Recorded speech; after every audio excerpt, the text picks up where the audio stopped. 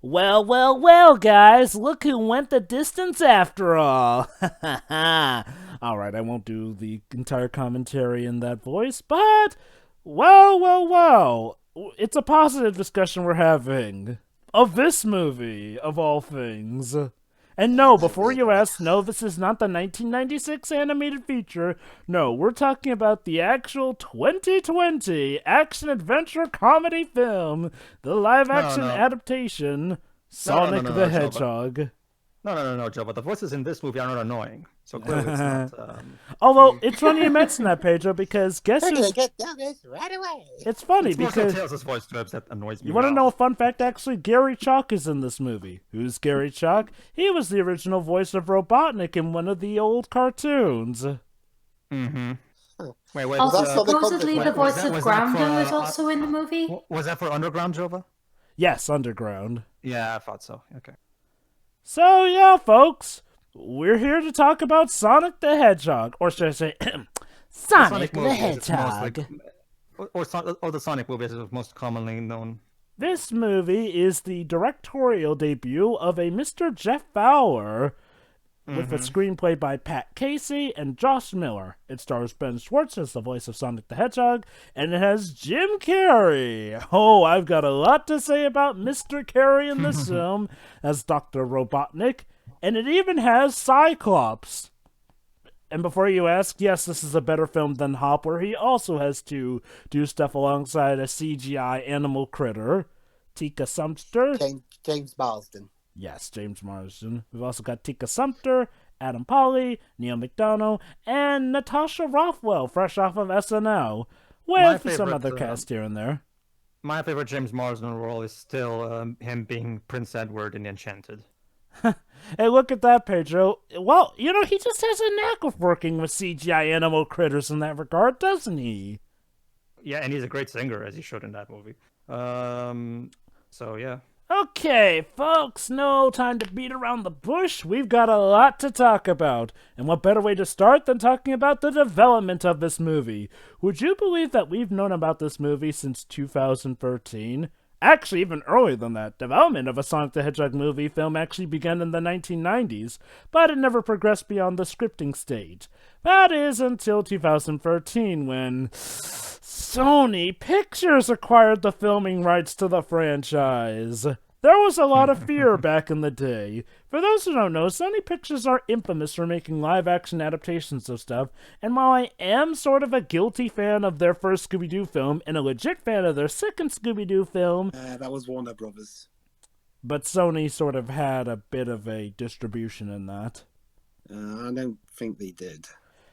You may Whatever, want to moving on. Basically, the point is that Sony have a tendency to release live-action adaptations, which are, oh god, pretty terrible. That's not even talking about their other stuff here and there. Mm-hmm. So much fear Although was... they did involve Marza, aka the animation studio that's owned by Sega Sammy. Yeah, That Marza originally was actually going to pretty do nice. Yeah, Marza was originally going to do the CGI. So my guess is back when Sony was still in charge, maybe Sonic was going to have his more like maybe they were going for a Roger Rabbit direction where Sonic will look exactly like he does in the CGI scenes that Marza makes for the games. But wait, it's all speculation. But considering Marza, yeah, probably. So, yeah, that had occurred in 2014 with them being brought on board. So Fowler was actually hired to direct in 2016. And then something happened. Sony gave up. They put the project in turnaround, and Paramount Pictures acquired it in 2017. And the majority of the cast had been signed on by August 2018. And if you know Paramount, they also have a rather mixed history of live action / animated adaptations of stuff. Although I'll give Paramount this, they have a better track record than Sony does. At least They made Revenge of the Fallen. Yes, but they redeemed themselves with the Bumblebee movie. You know. Took a while for that though, didn't it? Well, okay. 9 years. Well, people also like Transformers 4 Age of Extinction, and there were some other bits here and there too. Let's just say this, Paramount have a better track record of actually listening to their fans. You remember Transformers 2007? Have you seen the original look of Megatron? It was well, let's just say the reception was pretty bad, to the point where it got changed to a more proper design, one that actually had a proper face and mouth, for God's sakes. Ugh. And yes, folks, that will play a part into the development of this film as well. So yeah, so eventually filming got off the ground in around September 2018, and they continued filming for a bit, mostly in Canada, because, well, Canada's a cheap place to film. Even in British Columbia as well. Yeah, because, Canada's part of the Commonwealth. Yippee. It was supposed to come out, in the US at least, on November the 8th of this past year gone. But And then the first trailer came out. Yes, let us flash back to April 2019, when the first trailer for this movie came out. I'll just say this, if you're someone who does not remember the day that came out, you must have either not have been on the internet for at least a few weeks. You were born blissfully unaware on this day. Yeah. Or you were very, very, very, very busy. Remember how I mentioned how the original look of Megatron and certain other characters wasn't that well received originally with Bayformers 2007? Well, the reaction to the first trailer made that look like a kiddie pool. Maybe we should mention how the first look was a silhouette from that poster before the trailer, because that was the first time people started freaking out. Okay, yeah. But it was also a leak, so people were still cautiously optimistic. Okay. / a little concerned. All right, let's go there first. Basically, there was a bit of build-up to the look of Sonic back then. Our first official look was as close as we can get to official look, was a silhouetted look of him where he was in shadow, nothing but green eyes flashing. There was something that caught a lot of people's eyes. The lack of gloves, the humanoid structure, the weird-looking tail, the very off-head structure, the shoes being all wrong, the legs. Oh, dear God, the legs. Needless to say, people tried to do mock-ups of what the image may look like. Yeah. And none of them were pretty. And then we got another look here, which showed him apparently taking a picture from atop the Golden Bridge, or he was basically Golden just Gate Bridge. man-spreading on the Golden Gate Bridge. And the legs, oh dear God, the legs looked even worse. From what some people were saying, from that perspective, it looked like he was taking a photograph from his crotch, which, ew.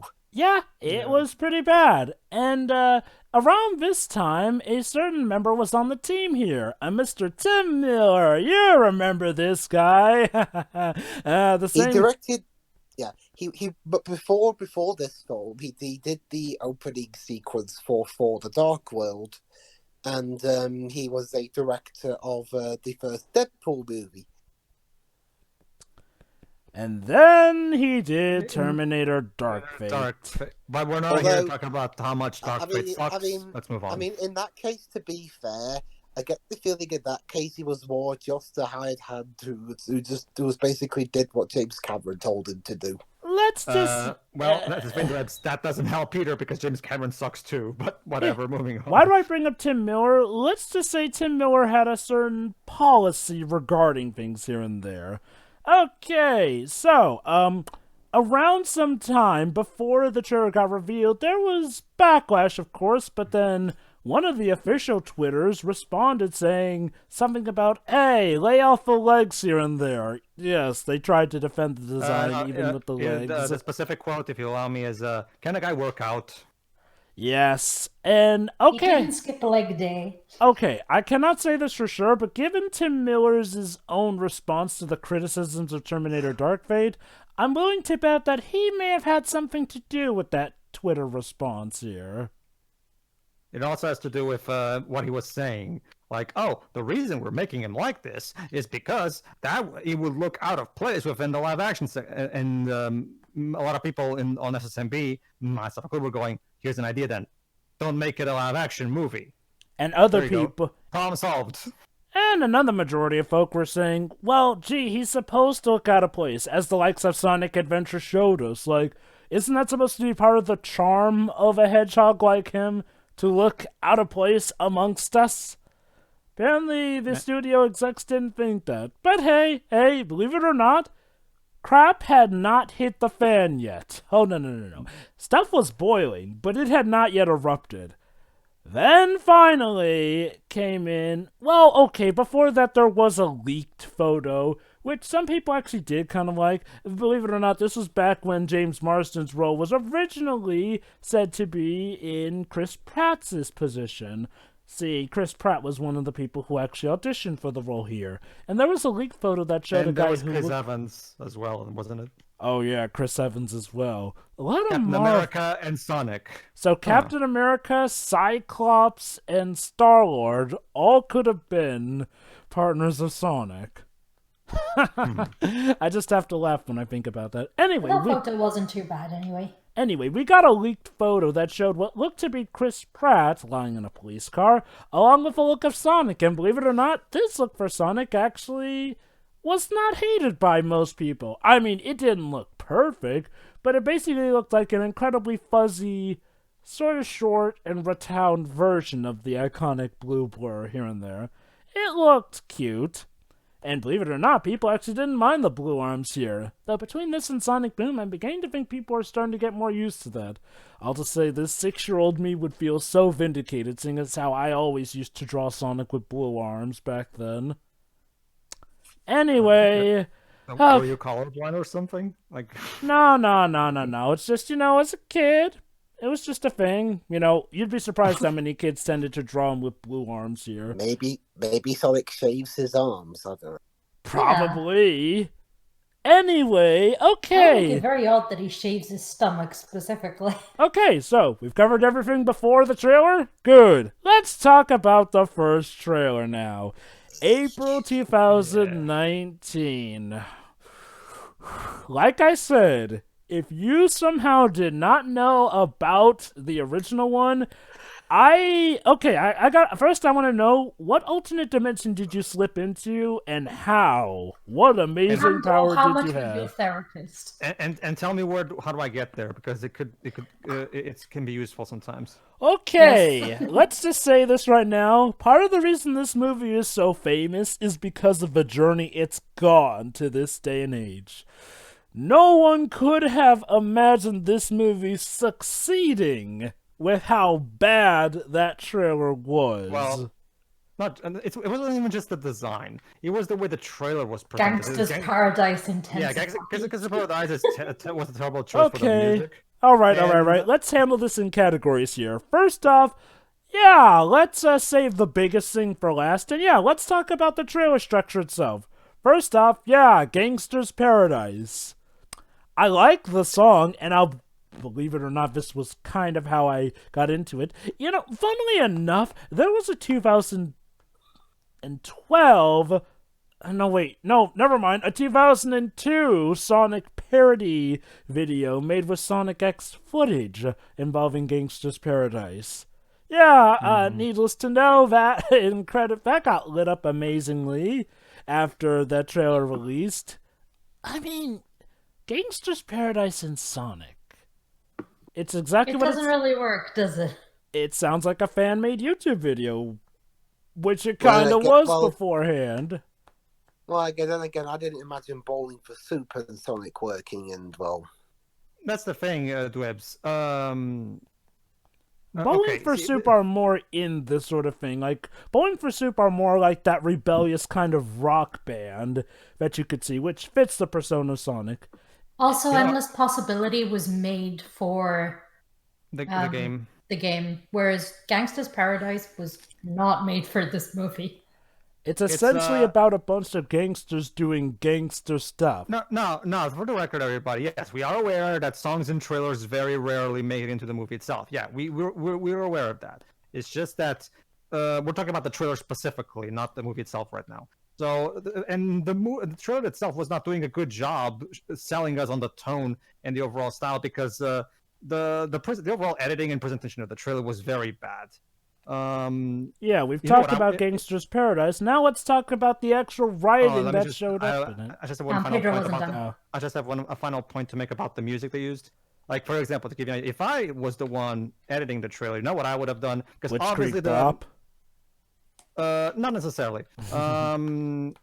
Like for example, okay, so the studio of course wants a trailer with a song that's like recognizable and famous and all that shit. Okay, fine. You know what I would have done?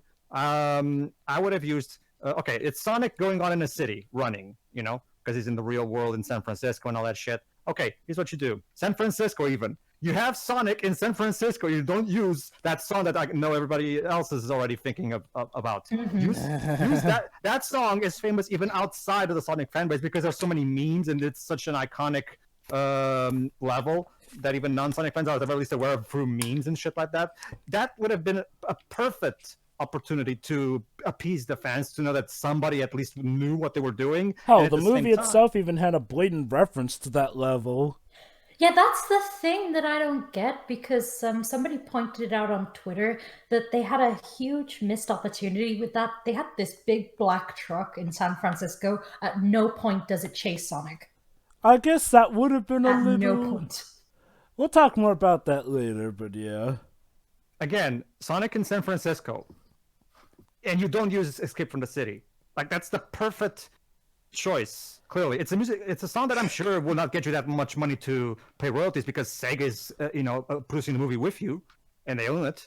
So it would have been the perfect way to entice Sonic fans that okay, clearly someone actually knows what they're doing in the marketing. I mean, spoilers. I didn't like the marketing for this movie.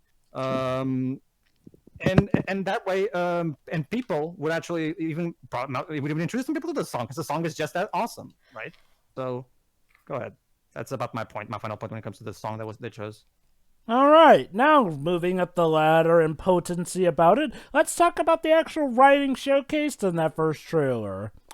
Whoopee! First off, it had a few good jokes, and by a few I mean, well, okay, I'm not counting the Jim Carrey ones. I actually was trying to not count that since that's too easy. But aside from Jim Carrey, I'd say like 3 or so lines. But okay, what did the trailer suggest? Apparently, Sonic needs to save the world because of reasons. Something to do with his power here and there. Holy cow, did that misrepresent what the actual movie's plot is about? And it felt not just generic, it felt below generic. Like, it felt so fabricated and everything. We literally have a scene with the government talking about this and all that. How they gotta hire the special guy and all that. I think the best thing was, them showcasing James Marsden trying his best. Again, I'm saying aside from Jim Carrey because, let's be quite honest, as far as anyone knew at that time, Jim Carrey was going to be the sole thing carrying this movie to the point where his back was going to hurt something fierce. Okay, and you know what's sad? Even back then, people had doubts about Jim Carrey as Robotnik because, he's not exactly the first guy you thought of back. Well, obviously after this movie, he is now a guy you think of, but I'm getting a bit ahead of myself. But back then, people had a lot of high doubts about Jim Carrey portraying Eggman. It's more so that, unlike the second trailer, they didn't choose the best of his scenes. Like, when you check back the original trailer, it doesn't feel like he's playing Robotnik. It just feels like he's playing himself, Instead of, I would have chosen, the latte scene. That's what they should have shown right from the first trailer. But no, they went with the. Don't get me wrong, I like that the major nobody cares scene. It's just that that wasn't the best first impression that they chose at all. Oh, that's not the only problem that was in that. Like, okay, let's also talk about how they very much misrepresented what exactly Robotnik's deal was all about in that too. Yeah. And then there was the... Okay, if ever there's a way for a joke to somehow not seem funny, but it will seem funny later on, let's talk about the baby in the bag joke. In the actual movie, I'll talk more about it context-wise, but in the actual movie, that joke works. In the trailer, though... Yeah. Not the best. And I don't know what it is about that first trailer, but James Marsden seems so tired looking in it. Is it just me, or did he seem like he was just going for the motions in that first trailer? Again, way different from how it actually turned out to be, but maybe it's just the energy of that trailer. Yeah, I'm pretty sure it's the energy, because if you go back and watch the original trailer now after watching the movie, you'll notice that pretty much all the scenes are there. Pretty much all of them. It's mostly, it seems like, I mean, it's the dialogue slightly changed in them. Or maybe even, hell, maybe that dialogue was never in the movie to begin with and they were just put in for the trailer, maybe. Some dialogue was definitely removed from the movie, but most of that dialogue is still in the movie. So, let's talk about what a lot of people thought to be the best thing. At the very end, you see Jim Carrey bald with a bigger mustache and complete with the more iconic-looking outfit in a mushroom area. Yeah. Yeah, let's just say that scene only got better with time. But that was one thing that did give people hope. You know, apparently at some point he would look like Eggman. But... Reconnaissance. Ha! That's hilarious. Come on. But speaking of looks, it's time. Let's talk about the big elephant in the room here. How Sonic... Do you mean the big hedgehog in the room? Let's talk about how it's ugly anyway. Let's talk about how Sonic looked in that trailer. Hey guys, wouldn't you describe him as a bright blue, handsome package? But Jova, we need to release the Sonic cut. Oh, trust me, we'll cover that well and fine. Okay, now the Sonic cut, you're right. You'll see. Now, by outlines, by just outlines, he's blue, he has quills, pointy ears, and he has a butt. Okay, so generally, there wasn't too much of an issue. The main problem was, the face and the humanoid shape. Yeah. I mean, for being a hedgehog, he looks a lot more human-like. It's like someone made both simultaneously a very impressive and very bad Sonic costume for when you go to those conventions. Wow, you did a really good job making his mouth move and that while you talk, but why the hell does he look so fucking scary? I know, right? He has such humanoid teeth, it was unsettling here and there. He looks basically what Sonic Man wishes he was. You have to wonder if Sonic Man would have regrets if he achieved that. Because that is a lot of plastic surgery. I mean, I'll admit, I'm a very big Sonic fan, and even I started to have doubts on the movie the moment I saw that. Here's the thing. The main thing that ruined that trailer for me was the look of Sonic. He looks sort of like Sonic, but it was another example of Hollywood thinking, oh, gee, we really don't need to actually make these characters look like their video game counterparts because, that's just not what the people want. Ignoring the fact that, countless video game adaptation movies have shown that, no, that is not what the people want. People actually, Even Detective Pikachu, which came out the same year the Sonic trailer came out. I mean, okay. To be fair, the movie itself came out in May, but the trailers before that were still, the Pokemon at least looked like themselves. Exactly. Tell me when you're done, because I have a point to make about this whole debacle. Go ahead. Which debacle? The design. The design. Oh, right. The design controversy. Okay, yeah. Let's also talk about how his shoes were blatant Puma advertisements, which did not make it into the final film. Probably for the best, but I digress. And again, the legs. Okay, they talked about a guy being able to work out here and there. Yeah, those legs did not turn out well in the final product, now did they? What about his gloves or lack thereof? Yeah, apparently his hands are just white. I can't understand the logic. Go ahead. He just dipped them in bleach. I can understand the logic behind making his. They were going for the realistic thing. And to be fair, making his hands naturally white is a fairly straightforward way of keeping the realism tone that they were going for, while retaining the white hands thing. The problem is, again, the finger. It was more so the fingers. Okay, you want to make his hand for white. That's fine. But why did you make his fingers so tiny? That was a weird thing. But yeah, go ahead. Tell me when you're done. And the face. Oh dear God, the face. Well, just for reference sake, a certain artist on DeviantArt called Jolly Jack has managed to make a nightmare comic of that original design with how freaky it is. The teeth are way too humanoid. The nose is way out of proportion here. The eyes are too small. The facial structure... I'm sorry. What facial structure? I'm gonna say it. Eddie LeBron did a better job. Yeah, you're being outdone by Eddie LeBron. That's Oh boy. Yeah. What did you think of the face, Shiroi and Dwibs? It's like I said. It looks like if someone made a technically impressive but visually horrifying cosplay mask. Meow. It is pretty much that, and his face also. I mean, you say that, Dibs, but this is more so the design rather than technicalities. His face just looks so flat. He has a squished face, and honestly, the eyes are more off-putting than anything else in his design. You're telling me. It's just that design as a whole was all bunch of no. Pedro, your input?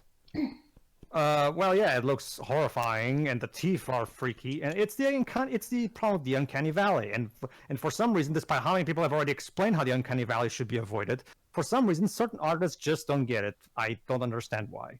It's not even the artist, though, because in this case, it turned out that artists tried to say, "Oh, we should do it like this or this," and the studio was like, "Nope." Yep. And it's one of those things. Sorry, go ahead. No, that was it. It was just the point that it was a studio issue, not the artist issue. I guess. Well, yeah, apparently it was Tim Miller's idea, and yeah, I can see that. This was definitely before Jeff Bauer started throwing his weight around as the director more so. From what I can understand, Jeff Bauer seems to be a very well-meaning guy. Yeah, he is. So, Pedro, you wanted to give some input regarding a debacle? Yes, the controversy. Well, like I said, the design is terrible, and it's obviously why it's terrible. I don't even think I need to explain why. It should be pretty obvious to everybody. The sad. Okay, to answer some, because this is gonna. I know I'm getting technically a bit ahead of myself, but don't worry, this isn't spoil the movie anyway. Okay. Basically, everybody. I know what some people might be thinking. Oh, come on, how much power do you want to have over artists? Well, here's the thing, guys. It reminds me a bit of, and don't worry, I'm going somewhere with this. It reminds me a bit of back in the day. This was years ago, by the way. When, after the controversy with the Star Wars prequels, George Lucas specifically said something on an interview that I remembered, and I'm going to quote, okay, I get that people don't want me to paint my house white, but it's my house, and I decide however I want to paint it. It's an analogy, of course. But, okay, that's fine. But if Paramount wanted to paint their house white, that's fine. But here's the problem, George and Paramount. When you're putting your house in front of an audience, it becomes a whole different shtick. It's like people people who advocate for this kind of stuff are like, you're talking like as if the filmmakers are the only ones who are gonna watch it. But no, when you're making a movie meant to be enjoyed by an audience, you have to think of the audience as well. It should always be at best a compromise. And that's actually a good segue here for our next topic of the discussion at hand. So yeah, the trailer came out. It was a laughing stock. It was somewhere... I mean, okay, there were some people who liked it. Yes, there are actually some people who did like that original look. Okay, if you'll allow me, Jova. The wonderful gents at the Sonic Adventure Free Facebook page... oh dear. Really complained when they saw the second trailer, but I'll bring it up when we get to that second trailer. Go ahead, Joe. Why am I not surprised? Some people actually legit liked it. Some people were like, okay, maybe the movie... release the Sonic Cut. Mention the release the Sonic Cut movement. I actually want to save that for when we get to talking about the major movie here and there. Go ahead. Yeah. Some people were, like, maybe it'll get better. Some people were like, is this a late April Fool's joke? Other folk were like, yeah, burn this, please. Let's just say this. most people did not have high hopes for this movie here and there. It felt like such a blatant cash grab, and unlike most blatant cash grabs, this seemed to be one that was way too obvious about it to the point where everyone was predicting its failure, both with critics, both with fans, and of course in the box office. I'm not even kidding you guys. I'm not even kidding, guys. Like I remember when the first trailer came out, my reaction was, okay, you know what? And there were some people out there who also had this reaction that I did. You know what? This is clearly going to be terrible, of course, but I still kind of want to see it because that design, the kind of nightmare feel that's going to come from this movie is going to be amazing. This is going to be one of the greatest train wrecks ever. So to sum it up, folks, at the time, people were considering this was going to be the new Battlefield Earth of our time, the new Room of our time, the Cats and Dr. Dolittle before the actual Cats and Dr. Dolittle here. Excuse me, Joe, but Dr. Dolittle is the Eddie Murphy movie. The Robert Downey Jr. movie is just called Dolittle. So please make that distinction. Right, the Cats and Dolittle before the actual Cats and Dolittle. As in Dolittle at the box office, but But, so yeah, you're probably wondering, wait, so how does this story have a happy ending? Well, folks, believe it or not, there was barely a week after the trailer came. Yep, nearly a week, just a week after the trailer came out, one of the most happiest tweets I've ever seen in my life came about. A new release date was given for 2020, and what was holding that sign? A cartoonish, gloved blue hand.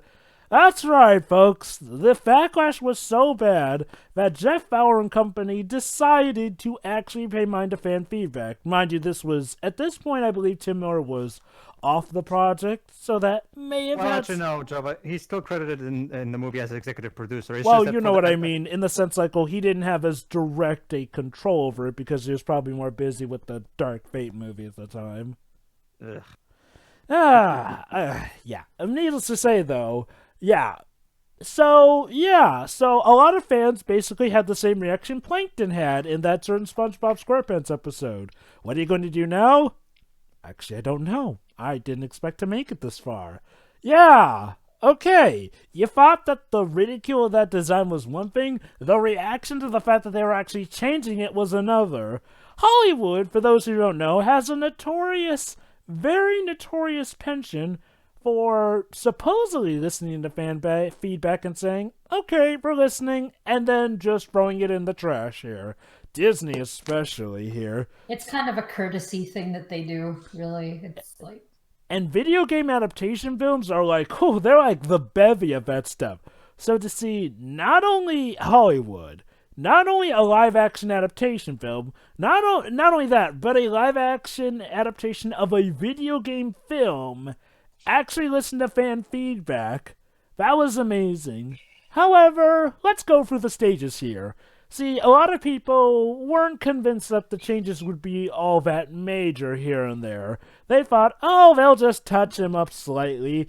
If anything, if we'd known about what Cats was going to do, people probably thought it was going to be something more to the equivalent of patching like Cats the film did. For those who don't know, Cats is quite possibly the first film to have ever gotten a post-release patch like a day while one in the theaters.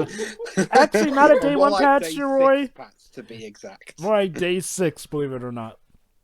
So let's go for this. Guys, what were your thoughts when it was first announced we were getting a redesign and a delay of the movie?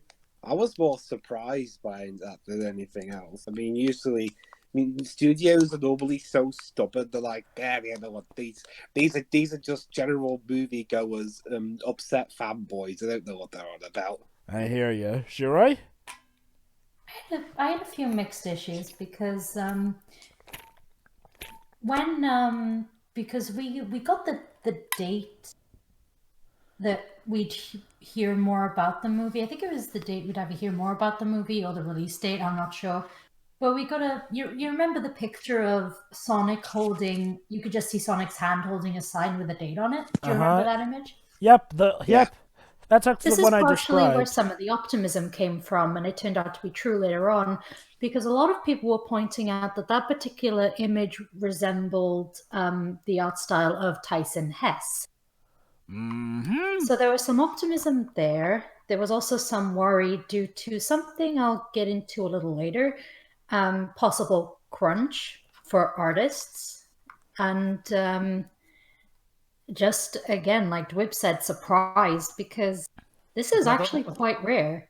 Wasn't the whole point of the delay specifically to avoid crunch, though? Exactly. Yeah. Well, I might as well bring it up now then in that case. It got so bad, the accusations of crunch and whatever, that Tyson had to come out and say, like, after it was revealed that he did help with the redesign, he had to come out and say there was no crunch involved. So that was all well and good. Unfortunately, you still had a handful of people calling him and others liars. Yes, for because whatever reason. Would you believe that there were some people who actually wanted this film to stay a failure, and so they did everything in their power to accuse them of crunch? All I gotta say is, what was it, Pedro? all I gotta say is present evidence. Exactly. I mean, like, so many creators get called liars, but it's like, it's their work, keep to yourself unless you have proof that there's crunch. And even then, wouldn't they be admitting that they were technically spying on the movie, which isn't that illegal? I'm not sure, but depends on what you do.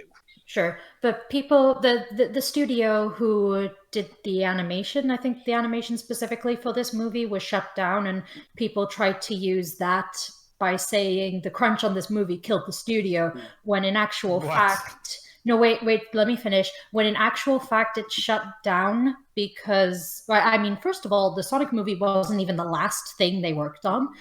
They also worked on Cats, believe it or not. Yes, that was the one. That was the last one, I think. I need to double check that, but Sonic was not the last one. And they also went out of business because of local competition and long-running financial issues. Yeah. This movie did not kill that studio. Yeah. Oh, no. Turns out and there was no crunch. Okay.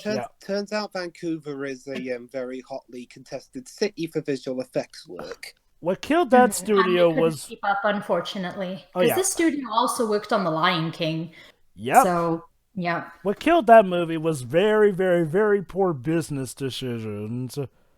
Part of Disney, but yes. Anyway, but yeah, I had very mixed emotions regarding the delay of this movie, but ultimately it turned out to be for the better. What did you think, Pedro? Well, of course, I am, like she always said, yeah. As long as everything's being done, as long as everything is being the norms are being respected, sure, by all means, and they were, like Shiro just mentioned. So no, I was down with the idea that they were at the very least trying. The problem is, I still was skeptical because, yeah, like, okay, so you're gonna make him look better, okay, but the design was not the only problem that I'm seeing, so that's, I mean, are you actually going to address some of the bad jokes and the fact that the story looks generic as fuck, like Jova just said? I don't know if were there reshoots, Webs? No, from what I hear. I thought there were a couple. I thought there was at least a few. Especially... At least not what I know. So, yeah, as for me, I was, well, you know me. I mean, I'm a Sonic fan. I was maybe going to see that, but I'll admit, before the announcement of a redesign came, I wasn't planning to see it day one. I didn't even know if I was actually going to see it in theaters. That's how bad it was. But when the announcement of a redesign came, my hopes suddenly came up a bit. I have a tendency for optimism, so I thought, okay, this design is good enough. Maybe I'll go see it in theaters. So, between that and the second trailer, there was a very, very, very high-end speculation phase, where a lot of people were wondering, okay, so maybe this will look better, but maybe it's still just going to be a blatant cash grab that, yeah, some people will come and see, but it won't do a lot of work. Now, apparently the redesign added an estimated $5 million to the production budget, but overall, yeah. So, this is where Tyson Hesse comes in. Man, Tyson Hesse has been like the He's like what Jeff Johns was for the DC Cinematic Extended Universe here. Tyson Hesse has just been coming in and helping the Sonic franchise oh so big. We have him to thank for a lot of those lovely designed cutscenes in Sonic Mania. The marketing decisions with the Sonic shorts he's made have been nothing short of breathtaking. His comic book work was very well received back in the day. In fact, that's sort of where he first got his footing here and there. Mind you, before all this, he started as just a fan artist of Sonic. Mm-hmm. What a ways to go. Well, that's kind of the whole thing with the Mania team, you know. Thiago, Christian, Simon, all of them. So, yeah, apparently during the development of this new design for Sonic, Tyson Hesse was brought on board, and he gave the design and overlay for the new looks of Sonic. How did that turn out? Well, in the month of November 2019, ironically enough, the month where that movie was supposed to originally be given, we got our second trailer, and oh boy, let's just say that felt like a birthday present in and of itself. When the trailer came, first off, it had better fitting music, Blitzkrieg Bop. Not only that, but a 16-bit remix. Well, it had 16-bit sound effects attached to it. Unfortunately, sadly, that was a song that never actually came with the actual movie, which is a shame because that remix of Blitzkrieg Bop sounded so awesome. Well, we got Don't Stop Me Now, so, yeah, that was nice. But, hey, not only was the music better... I kind of wish they would have used that song in the trailer, personally. But, hey, not only was the music better, everything about the trailer was looking better here. Okay, again... Going in the similar order that we went with our talks about the first trailer here, like I said, the music Blitzkrieg Bop is a better fit. I think we can all agree on that, right? Mm-hmm. I like Blitzkrieg Bop. So, but now let's talk about the writing here. Holy cow, the writing was a lot better here. First off, hey guys, you like actual stuff from the video game here? Well, here's Green Hill Zone, animated by. Let me check and make sure I've got this right. Marza Animation Planet. Well, the Japan studio of it.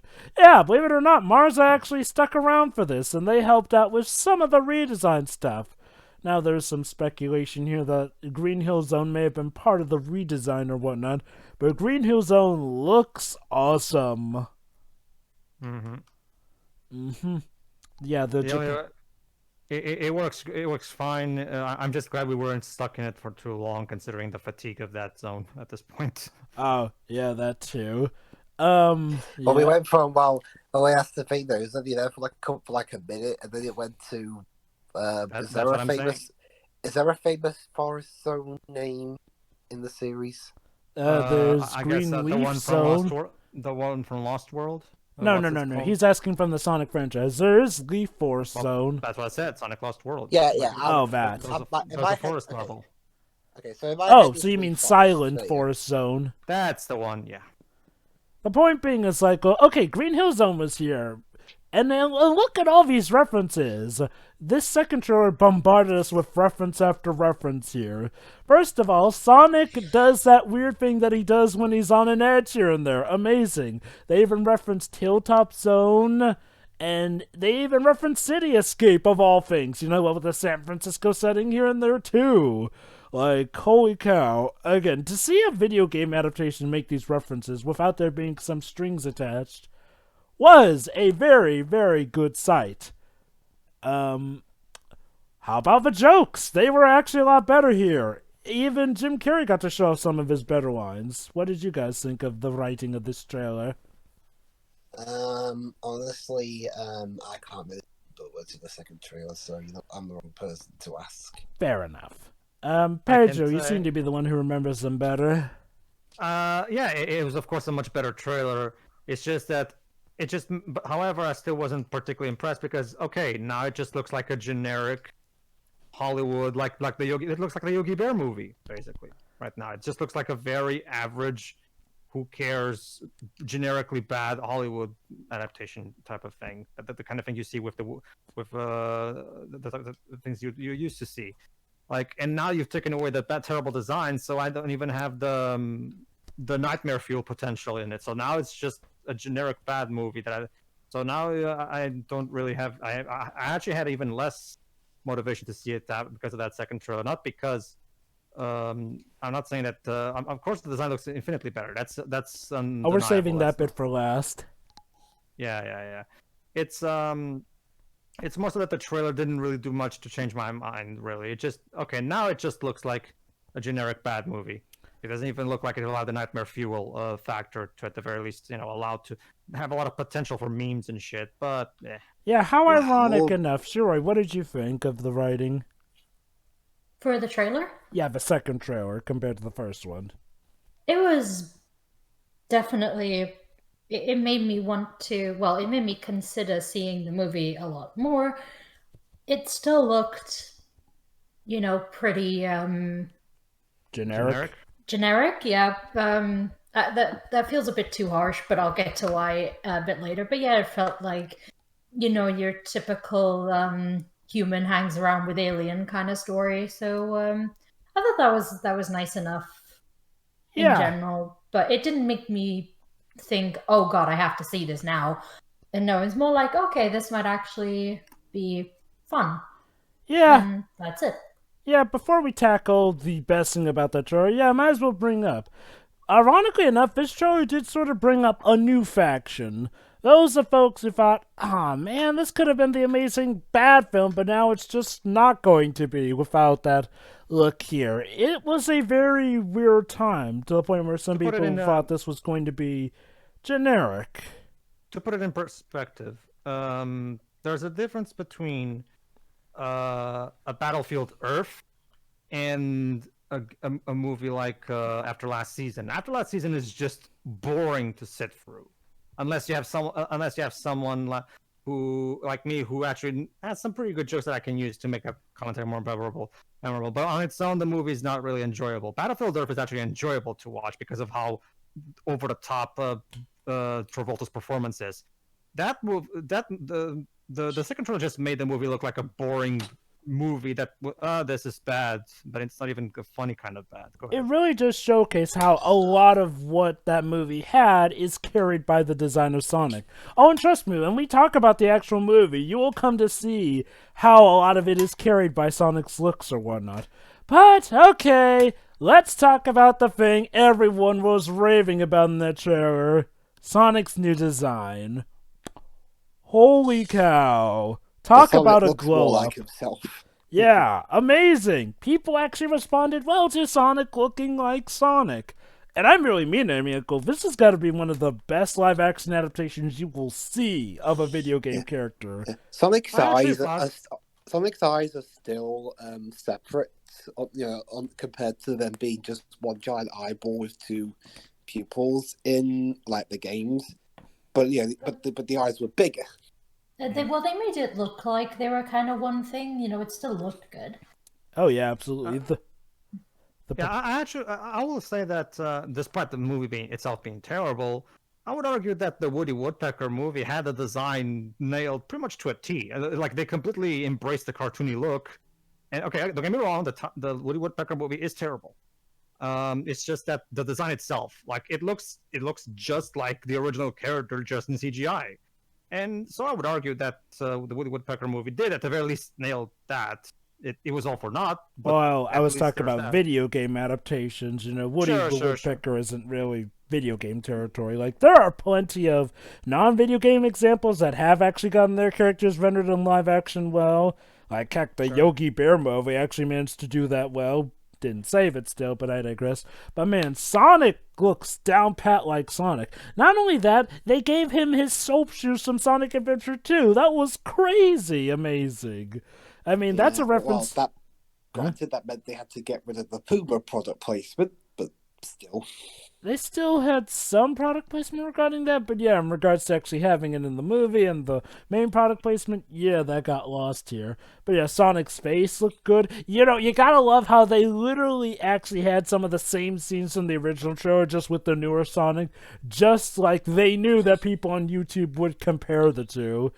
And while it wasn't shown in the trailer, I can say the meow scene is so much better in the actual movie with that design here. I know. Yeah, like, oh god, the reception was amazing, and needless to say, Tyson Hess might as well put under his resume, hey, I helped save the Sonic movie here, because, You're welcome. yeah, That be on the CV as well. Yeah. In a little tiny font it would read, "You're welcome." I could gush all day about this design, but I'll have plenty more time to gush about it when we actually talk about what happens in the actual movie, so I'll just And go, of what did you course, guys think? I was going to go on to the next point, but yeah, I liked the new Sonic design a lot better. I'm pretty sure. I mean, not just in terms of design, but I mean, it looks on a technical level, it looks a lot better. Yeah. Okay, that actually is a good segue to this, because not everybody agreed with the majority. Oh dear. Oh boy. Oh boy. We're gonna talk about that we're now, going are in.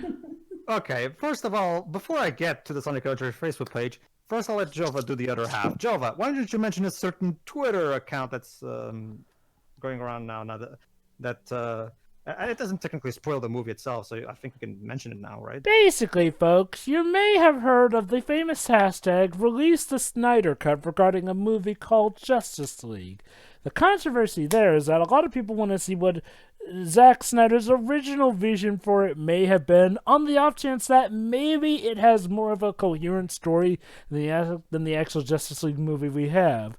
Never mind the fact that at that time Zack Snyder was pretty much hated by most DC fans, but hey, maybe people are just naturally curious here.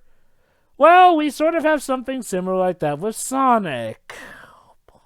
Pedro? Yeah, release the release the Sonic Cut movement, where people want to, and don't get me wrong, these are not the specific people who, from this specific movement don't actually hate the new design. It's just that they're curious and they want to see the movie how it was originally intended. Okay, I won't deny here, part of me would support that notion, but only in the sense that, okay, maybe just release the cuts that were, already done with the old Sonic, and maybe showed us like a special features on a DVD, because part of me is curious to see how certain things and characters would have been pre-redesign.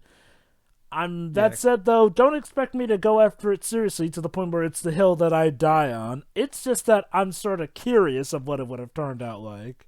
Morbid curiosity. However, not everybody was as well receptive to the new design, because talking about the Sonic Adventure Facebook page, for those who are not familiar with that, this Facebook page is run by a guy named Era, who's incredibly mean-spirited and he's always insulting anybody who doesn't agree with what he says. For the record, I might also dispel this. Not everybody in that group is like that. It's mostly just the leader of it. That's the problem. The others are more fairly down to earth and they're not as aggressive. It's just the leader of the group that's just. Unfortunately, he's that guy that most people would think all Sonic fans are like. Well, that's the thing. The others also make posts, but most of them just make posts of, oh, remember how awesome this tune was, and they put in a tune from an adventure game and stuff like that. They just make fairly fine posts like bring back the Shao Gardens or bring back the rock tunes or something like that. That's fine. I'm perfectly fine with that. It's mostly when Era makes a post where he makes this joying like integrants about how everybody's dumb outside from him. But anyway, basically, he didn't like how they didn't. According to him, they didn't just make it better. Sure, he was actually okay with the redesign. I always thought it was looking too cartoony to blend with the real setting, so why not? Make it better, sure. But now that the second trailer is out, I cannot hide my disappointment. They didn't just merely change the 3D model to make it look even more out of place. They have completely changed the vision behind this movie. Yes, Sarah, that's a good thing. They have turned what was originally supposed to be a PG-13 blockbuster. For those who are not familiar, back when Sony was in charge of this, it was originally going to be a PG-13 blockbuster. For context's sake, folks, a lot of people have this very weird mindset that, hey, Sonic's meant to have more of a PG-13 plot. It's a lot of people vying for stories like Sonic and the Black Knight, and don't get me wrong, Sonic and the Black Knight was a remarkable story. But do we really need a PG-13-esque Sonic, really? I mean, again, it's just a personal level, but I wouldn't really want to see that anyway, so, yeah. Okay, anything else? basically, for those who are not familiar, let me give some context for those who are not familiar with Era. Era is a guy who absolutely hates nerd culture. Like, he hates the whole, like, for example, for example, he hates Funko Pop, he hates anything involving cuteness, he hates it, like, he just likes everything to be badass and cool. To be fair, Funko Pops are creepy looking motherfuckers, and I don't like them It either. depends. It depends on the character. You know, if they already have beady eyes, then fair enough. I mean, I can imagine Professor Layton working with that perfectly. It's Sure. just, Yes, a Leighton Funko, please. He's the kind of guy that is the kind of guy, much like that other guy from Destructoid who talked about how the chibi models in Ni no Kuni 2 are horrible and ruin the whole game. To sum it up, he hates everything that tries to be overly cutesy to diminish any kind of, as he puts it, masculine energy of a product. Like he likes high octane energy in product instead of cuteness and stuff like that. Well, And now he says I'm here, curious what he thought of Terminator Dark Fate, but I digress.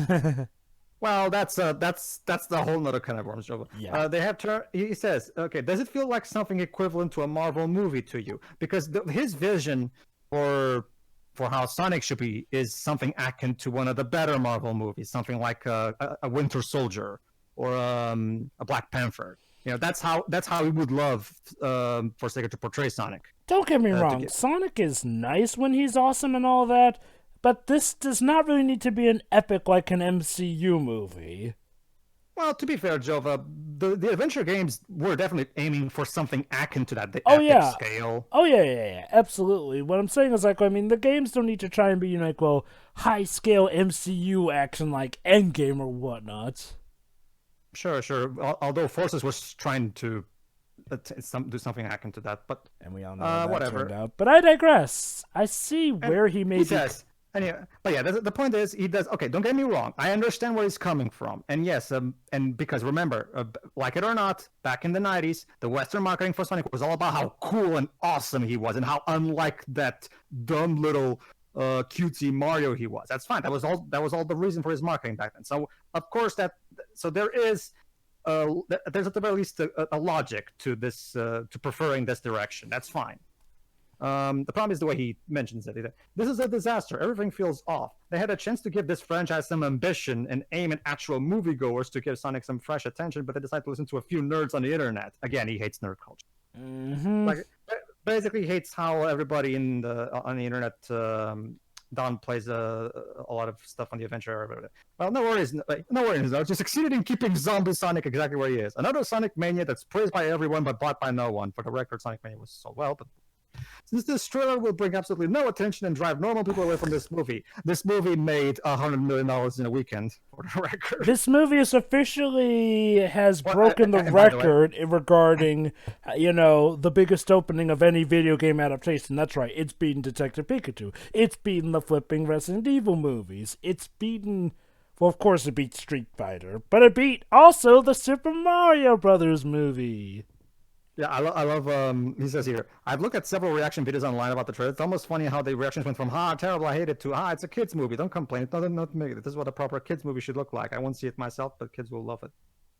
I love it when the franchise is dictated by people with zero interest in the franchise itself and just places into some imaginary, this is why I demand the series should be like, for all those imaginary kids to love. Right.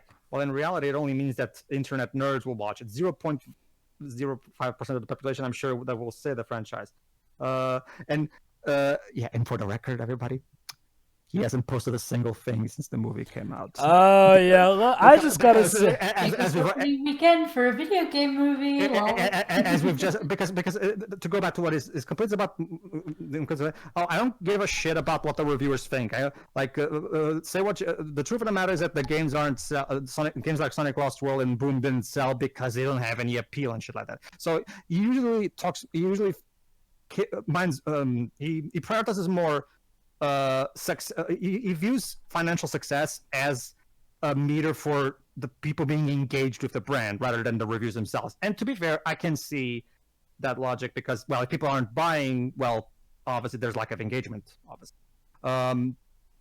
The problem, and yeah, like I said, like we've just talked about how the opening of the movie completely destroyed his arguments here and made this post age horribly. And guess what?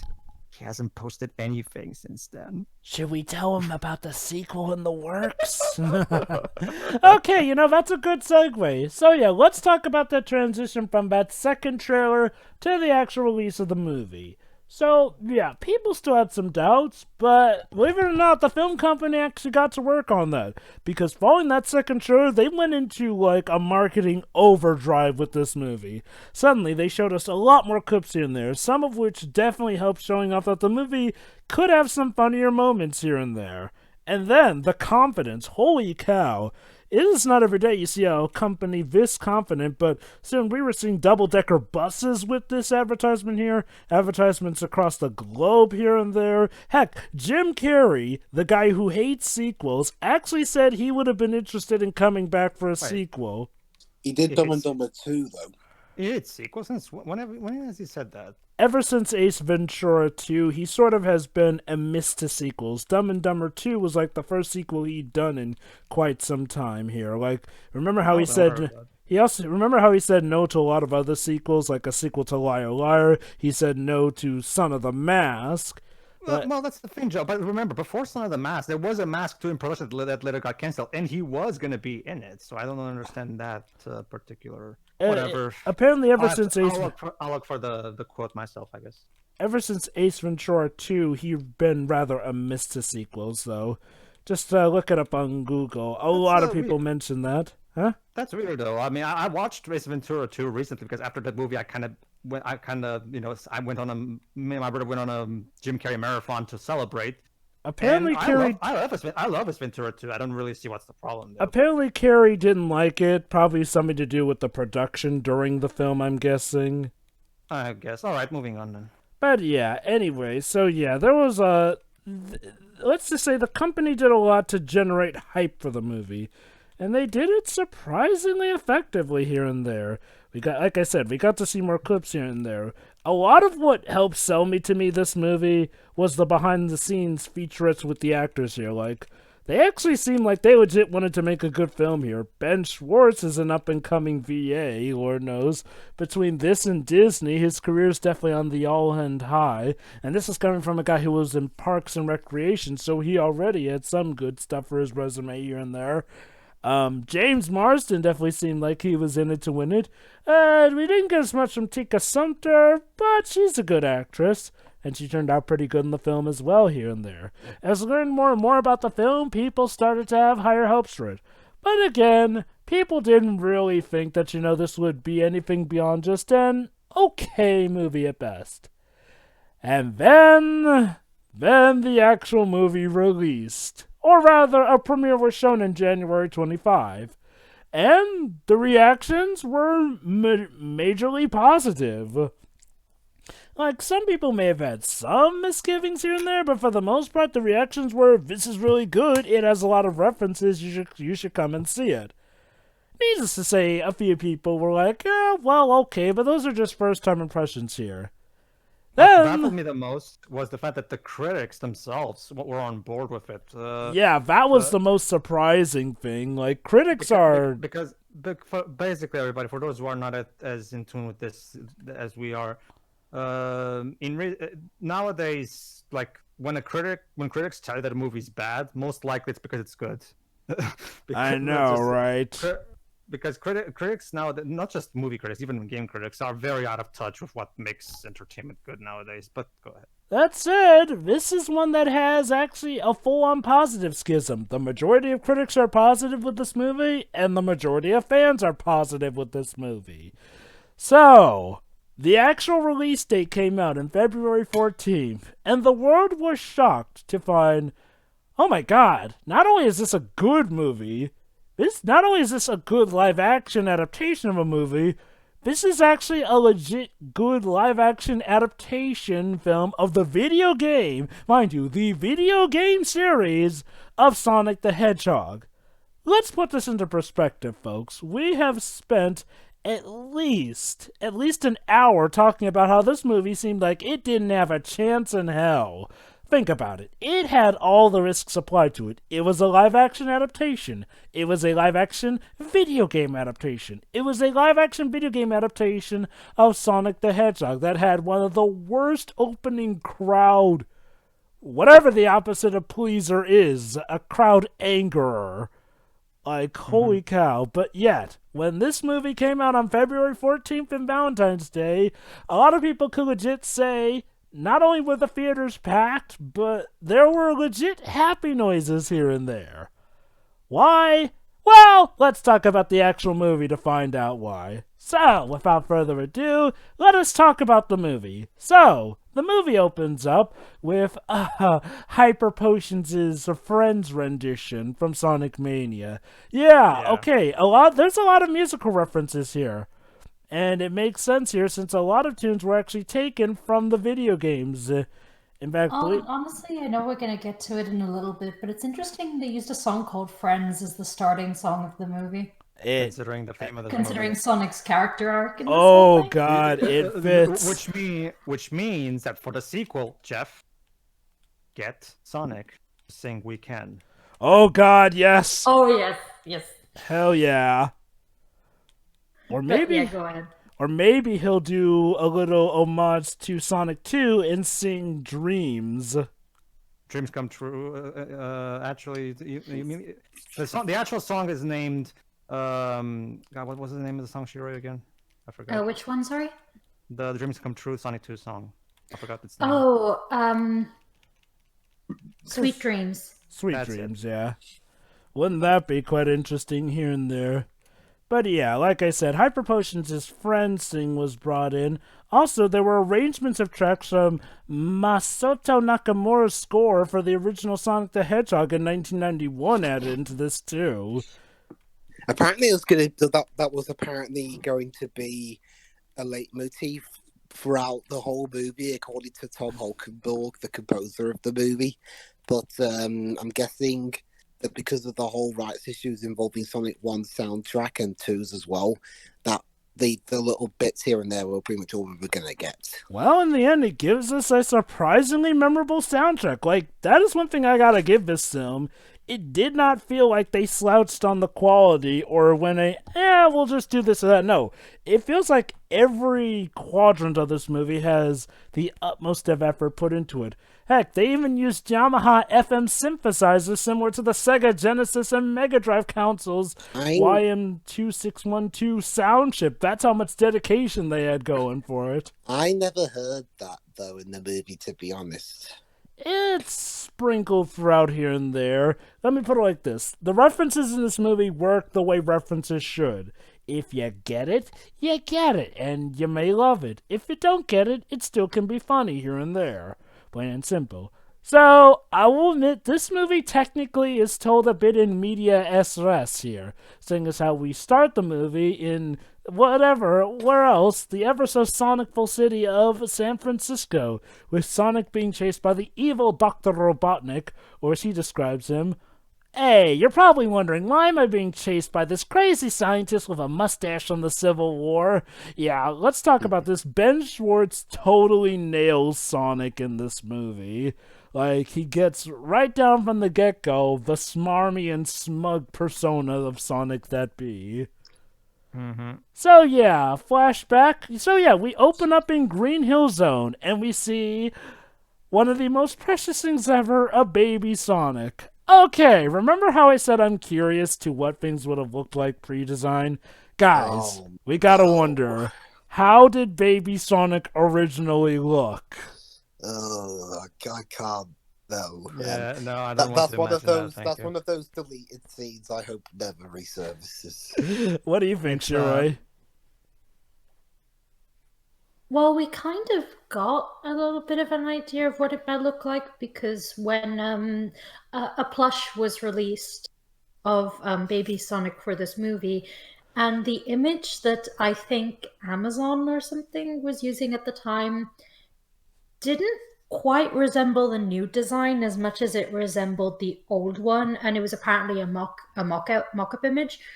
That kind of gave a basic idea of what it would be like. How'd it look? And probably be hideous. I'll look for the image. You guys carry on.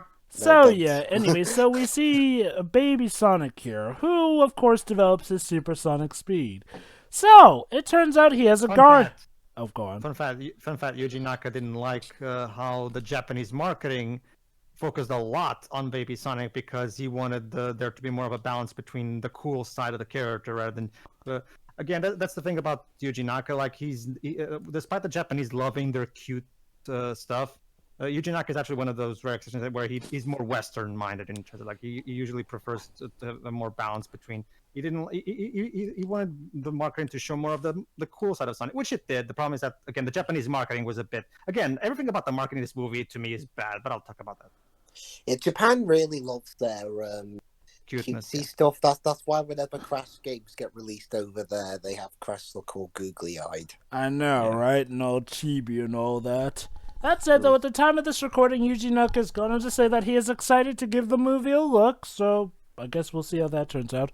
So, in this movie, Sonic has a guardian, Longclaw the Owl, who I find to be an amalgamation of references here. Like, for one thing, she's an owl, like the old man, as they call him from the Sonic OVA.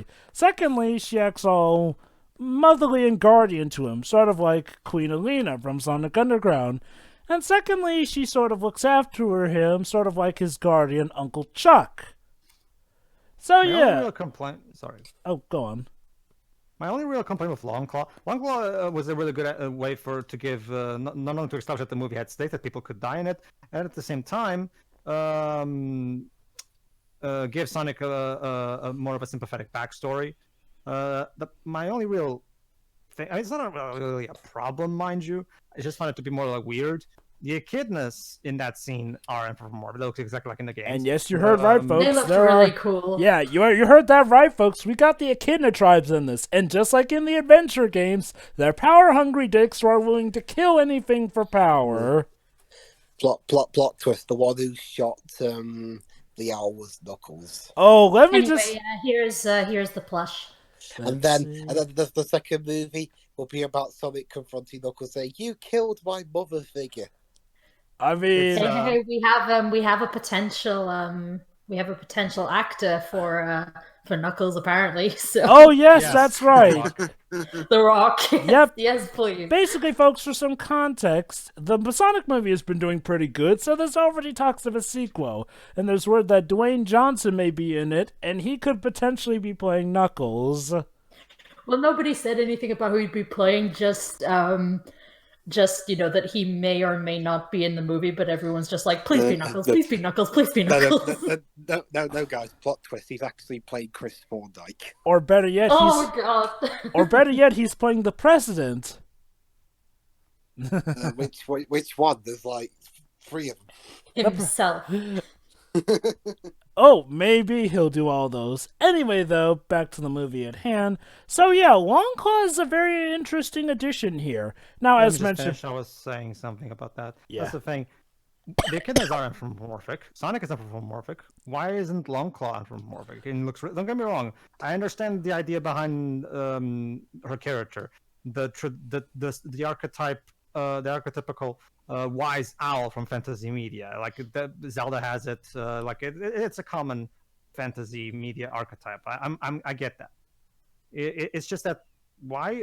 I mean, she kind of looks out of place in that particular world where every single one is anthropomorphic except for her. Is there any particular reason why she's not? The Sonic franchise has had a lot of iterations where you'll have normally the Mobian-styled animals, but then a more different-looking styled animals, as early as like back in the Sonic Archie comics, or even on Sonic Sat AM. Remember Dulcie the Dragon? True. Heck, even the owl in the Sonic OVA doesn't quite look like the rest of them. True, yeah. Well, yeah, but he's still anthropomorphic, though. Well, okay, technically Longclaw's anthropomorphic too. She's just not on the same level of anthropomorphism. Anyway, but yeah, so we got an origin story here, folks. Basically, the echidnas discover Sonic and Longclaw whisks him off to safety. Unfortunately, as Dwibs mentioned before, one of the echidnas stabs her with an arrow here. So she sends Sonic off. Basically, here's an interesting thing. she sends Sonic off with a bag of rings. Rings in this universe are rather interesting here. How it works is essentially you use a ring, you think of where you want to go, and boom, a temporary portal opens with the rings. That's actually a very nice reference to, the special stage rings. Not just that, But Joe. if only it were that simple in the Sonic universe. I I mean, don't- what if Sonic wanted to use the rings every time he beats Green Hill Zone just to get to Scrap Brain, but no, he ends up being LSD Land. Yeah. I also Not like. just that, Joe. You were saying, Pedro? Our friend Pixie also had a really cool theory. A cool interpretation of that. Think about it. Every time Sonic has to start a new life, he has to use a ring. And every time he gets knocked down or knocked out cold, his rings drop. Oh, yeah, I love that. Basically, whenever he has the rings, whenever he suffered a big, huge hit, his rings would go scattering, sort of like in the games. And That's cool. I didn't think of that. And without getting too ahead of ourselves, there's a section where he gets a major hit and he doesn't have the rings, and it looks like he's about to die. Not to mention, Shirei, remember, when he loses all his rings, that's his last life, and otherwise it's just game over. Yeah. He can only start a new life if he still has rings. So it kind of makes sense that the movie is sort of centered around them. Like I said, cool. This movie is amazing. Okay, for people who say that this movie didn't do its research, no. This movie definitely did its homework on Sonic in regards to that here and there. Although my prevailing thoughts while I was watching the movie is, wonder what this scene would have looked like before the redesign. That's kind of what So, Dibs, are you saying that you are a supporter of the hashtag release the Sonic Cut movement? No, I'm a supporter of the hashtag just enjoy the movie if you can movement. Well, Dwibs, I'm glad you brought that up, though, because this is a good time to bring it up here. A lot of the scenes in this movie work amazingly because of how well animated Sonic is for this movie. If there was one complaint people had... I do stress if you can, though, by the way. If there was one complaint people had about the original design for Sonic, it was that he did not emote well. Like, he looked stiff, he moved stiff, and his face was stiff. Here, Sonic is animated so well here. To the point where, I'll admit, I was a bit shook at that scene where he supposedly loses his guardian mother. Now, conveniently, they close the portal before it's confirmed whether or not she's dead, so there is a chance that they may bring her back in the sequel to build up more on her character here. It's a rather effective... Knuckles wears her wigs as a sign of his trophy hunt. Oh, I gotta say, Wow. okay, I like what a lot of people are saying, though. With Echidna supposedly killing his mother, this could be an interesting way for Sonic to meet Knuckles. Wouldn't that be interesting? Instead of Knuckles having trouble trusting Sonic, it would be Sonic having trouble trusting Knuckles. And if it's a both-way thing, well, you've already got a good way to set up how Sonic and Knuckles come into conflict here. Almost like they're thinking ahead. Again, I cannot stress enough how well thought out this movie seems to be. Not only in setting itself up, but subtly, and I repeat, subtly setting up for sequels. Nothing too blatant except for near the end, and even still that's something done in good taste. Now, back to the movie itself. So, the Longclaw advises Sonic to hide on Earth here. Hide from people because... of course it's Earth. Yeah. Although it's not Sonic's first rodeo on Earth, so it's a bit easier to swallow here and there. And hey, if it's any consolation, he lands in a place called Green Hills, Montana. Cute. So... Yeah, I was honestly the thing that was disappointed in the most was that it didn't play like any little rendition of the Green Hills theme from 8-Bit Sonic 2. Why No, they were 8-Bit saving it. Sonic 2? Well, I mean, no, that could be one of those obscure references that fans get. I mean, that's incredibly obscure. He's talking about 8-Bit Sonic 2, Pedro. No, I get that.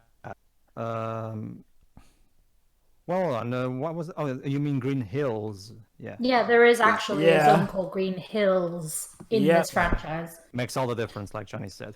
Well, Yes, it is. would you believe it does? So anyway, so Sonic grows up 10 years later in not quite isolation. I'll just put it like how he puts it. We were totally a family and friends here. It's just, they never knew I was there. You know what? It was really interesting to see Sonic just basically delve more into Crazy Town. Oh yeah, especially when he gives himself a therapy session here and there. Basically, if Sonic wasn't careful, he could have turned into the Joker or something. Oh gosh. Basically, using you get what you fucking deserve, and he just spears through like that really fast. Oh my god. Oh wow. Yeah, Sonic basically gets to know the people of Green Hills rather well. And I can't believe I'm going to say this. They actually made a Sonic joke that works with good taste, mind you. Before we went into the movie, we were like, okay, how long do you think it'll be before they make one? And I was like, I honestly didn't think they'd do it, but not 10 minutes into the movie, we see Sonic. And I appreciate that. Basically, in this movie, Sonic is a drawing made by Crazy Carl, a character portrayed by Frank C. Turner. Basically, he's a conspiratist who's trying to catch Sonic, who he refers to as the Blue Devil. And Sonic likes to fool around with him, as you would expect of Sonic. But the Blue Devil, what are you talking about? Sonic does not look like a devil this time. that Blue Devil thing, that would have... been kind of interesting. It would have made more sense if it was with a pre-redesign one. Go ahead, Pedro. No, that's exactly what Wes was saying. Yeah, it would be interesting if they had kept the original designer. They're like, it's the Blue Devil. No, actually, it is. It is the Blue Devil. I know you're real. No, I'm not. Yeah, I like that. Though. I know, but the joke. That's a bit of reverse psychology. Just say stuff. It'll make the man think he's just insane. Yeah, like walk off. Seriously, the jokes in this movie work so well with their timing and framing here. Like most of the time, anyway. Yeah, most of the time. But yeah, I mean, I and a lot of people in my theater, which was actually pretty packed, we were laughing our heads off at stuff like that. So Sonic here tends to have nicknames for the folk here. He calls the local sheriff, played by James Marsden, Tom Wachowski, Donut Man, Donut Lord, mind you. Actually, yeah. Donut Lord, the best superhero next to Star-Lord. And of course his veterinarian wife, Maddie Wachowski, as Pretzel Lady. Probably because she does a lot of those yoga poses here. And she was born without bones, as Sonic puts it. Yes. So he spends a lot of time watching movies with them, especially Fast and Furious, which he really takes a liking to. You mean Speed? No. He references Fast and Furious quite a bit. He does reference Fast and Furious later on. But yeah, Speed too. But mainly Speed. His favorite movie is Speed 1. That was my favorite joke in the movie. Yeah, I know. Especially, yeah. Hey, that's how you get your PG-13 rating. Show scenes from Speed, complete with Sonic even quoting Dennis Hopper. Wait, oh my god! I just realized something. Dennis Hopper is technically in the latest video game adaptation, even though he was in the first ever Hollywood live-action video game adaptation ever, the Super Mario Brothers movie. It's all coming full circle, guys. And, it's also interesting as well because technically, since Speed is now a Disney movie, they are. Sonic likes Disney movies. Well, the Mario Brothers is a Disney movie as well, technically. Yeah. So, yeah, I gotta say, interesting thing. So, basically, Tom and his wife are planning to relocate to San Francisco because Tom has been hired by the San Francisco Police Department.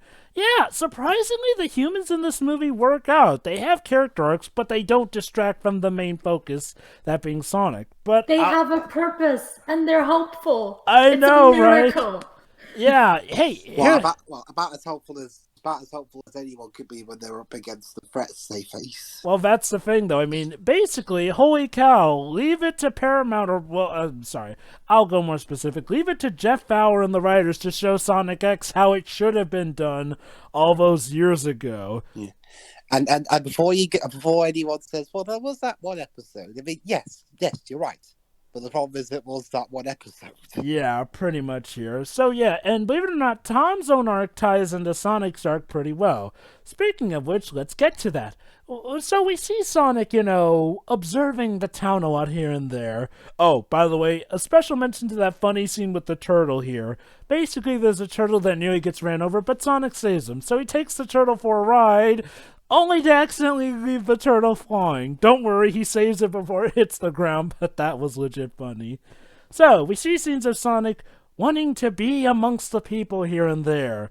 He wants to be where the people are. Yeah, he's basically a Disney princess in this movie. Yeah. Yeah, Sonic really was a Disney princess. If anything, I made that joke while watching the movie also. Which one did you compare him to? Ariel? Pretty much. Yeah, right down to a baseball game here. Okay, this is where I'll admit, I think you guys know the scene I'm talking about here. The movie felt like it got more deeper than a lot of us were expecting it to be with Sonic's character here. Basically, you know the scene. He pretends to play baseball with himself here and there. He's having all a great time here and there, makes the home run and everything, until he realizes that he's all alone. Also, special props to them actually using his speed pretty well to have him play with himself. No innuendo intended. I said no innuendo intended. Jeremy, it's too late. You've already said the thing. Anyway, so Sonic realizes he's on his own, and okay, has a full-blown mental breakdown, essentially. What did you guys think about that? I'll admit, my jaw kind of dropped a bit. I'm like, wait, are they seriously giving us this in-depth a character study of Sonic in this movie of all things? And let me remind you, I was someone who was optimistic about this movie, and even I wasn't expecting them to go there. No, I was also kind of taken aback. Like, wait, really? This is the character arc we're going with? Okay, I wasn't expecting that. It was a huge surprise because Sonic is like... Essentially, Sonic is like the typical JRPG protagonist. It's like, he makes friends with anyone and everyone, no real problem at all.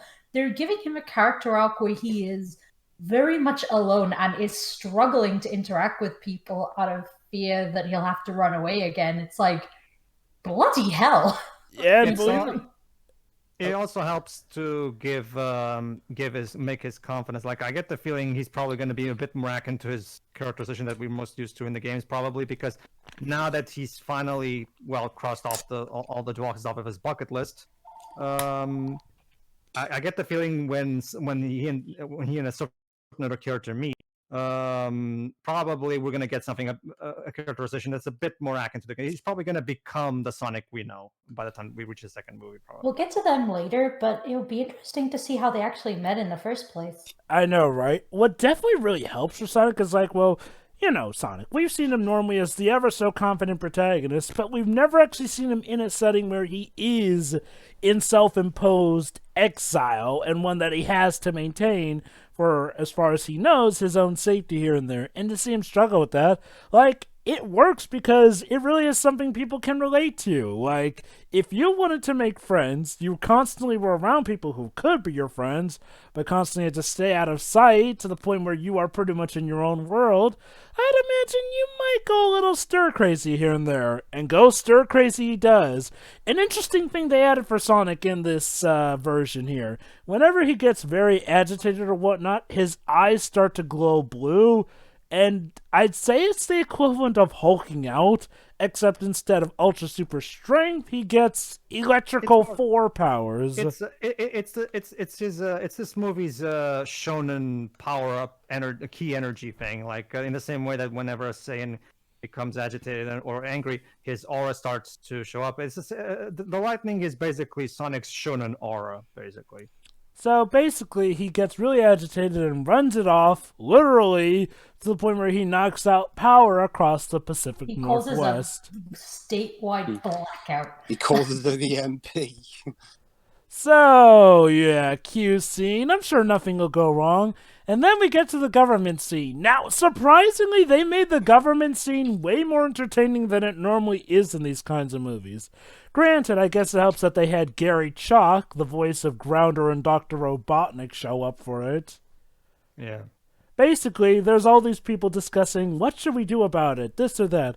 So then the leader of them at the United States Department of Defense decides maybe we should use this Dr. Robotnik guy. He's been solving a lot of our problems here and there.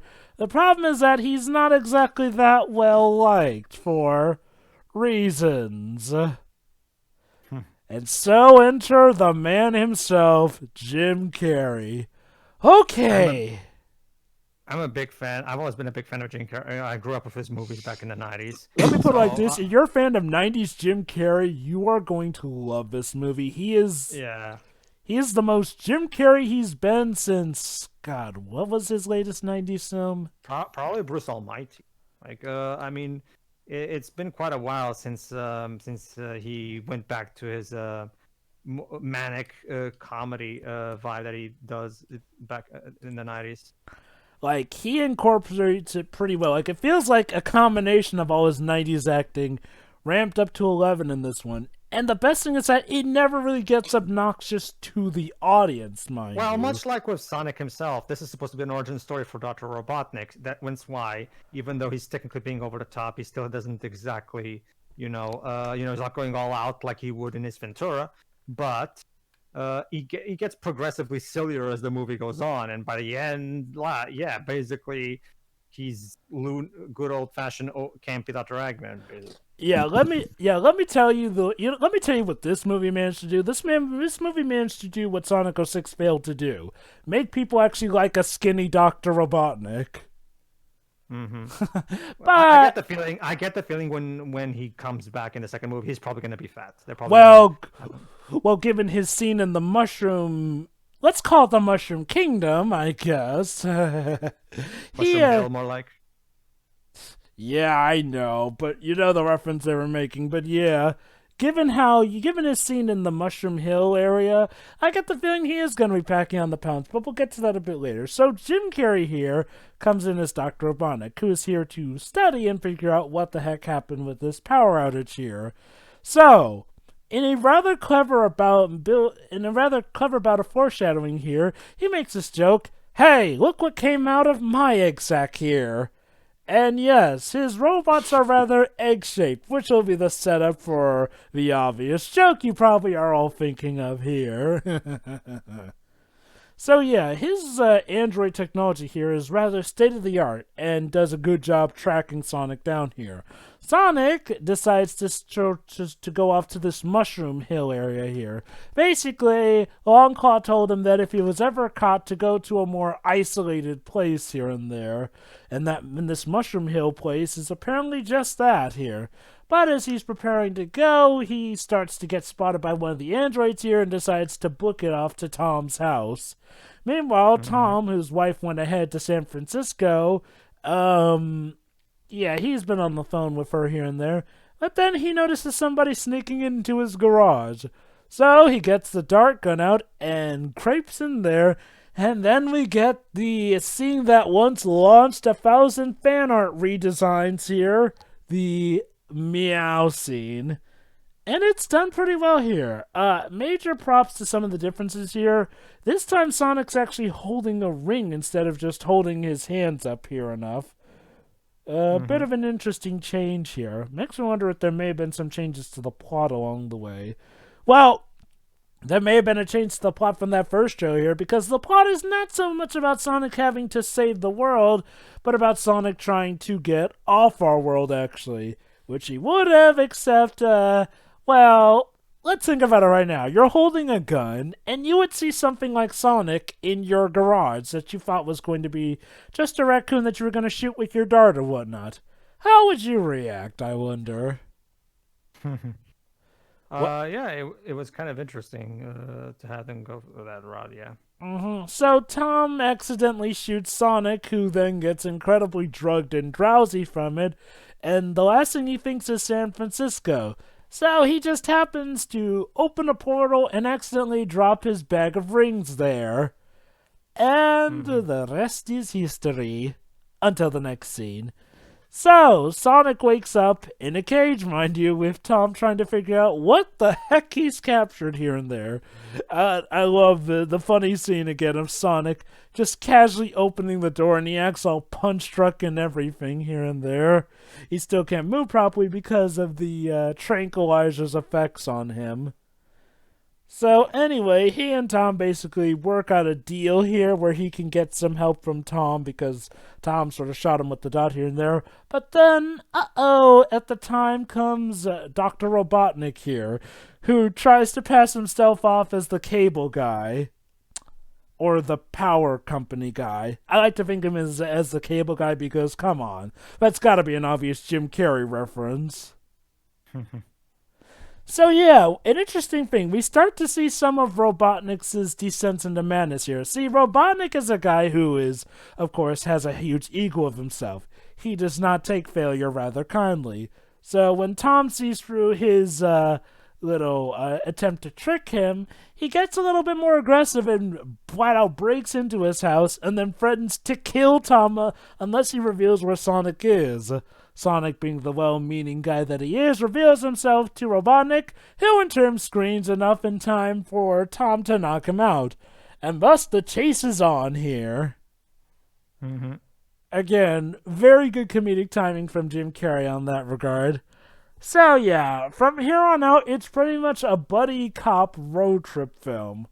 One that surprisingly works out pretty well here and there. Also, I just want to talk about a nice little thing I've noticed here. This movie, like a Sonic level, works in 3 acts here. You've got Act 1, and then you've got Act 2. One thing about Act 2, we get something of a mini-boss sequence around this phase here, but I'll get to that later. And then we have Act 3 with the actual fight against Dr. Robotnik. Pretty cool, eh, Shireen Dubs? They're burped. It's no, I am no longer boobed. What is it?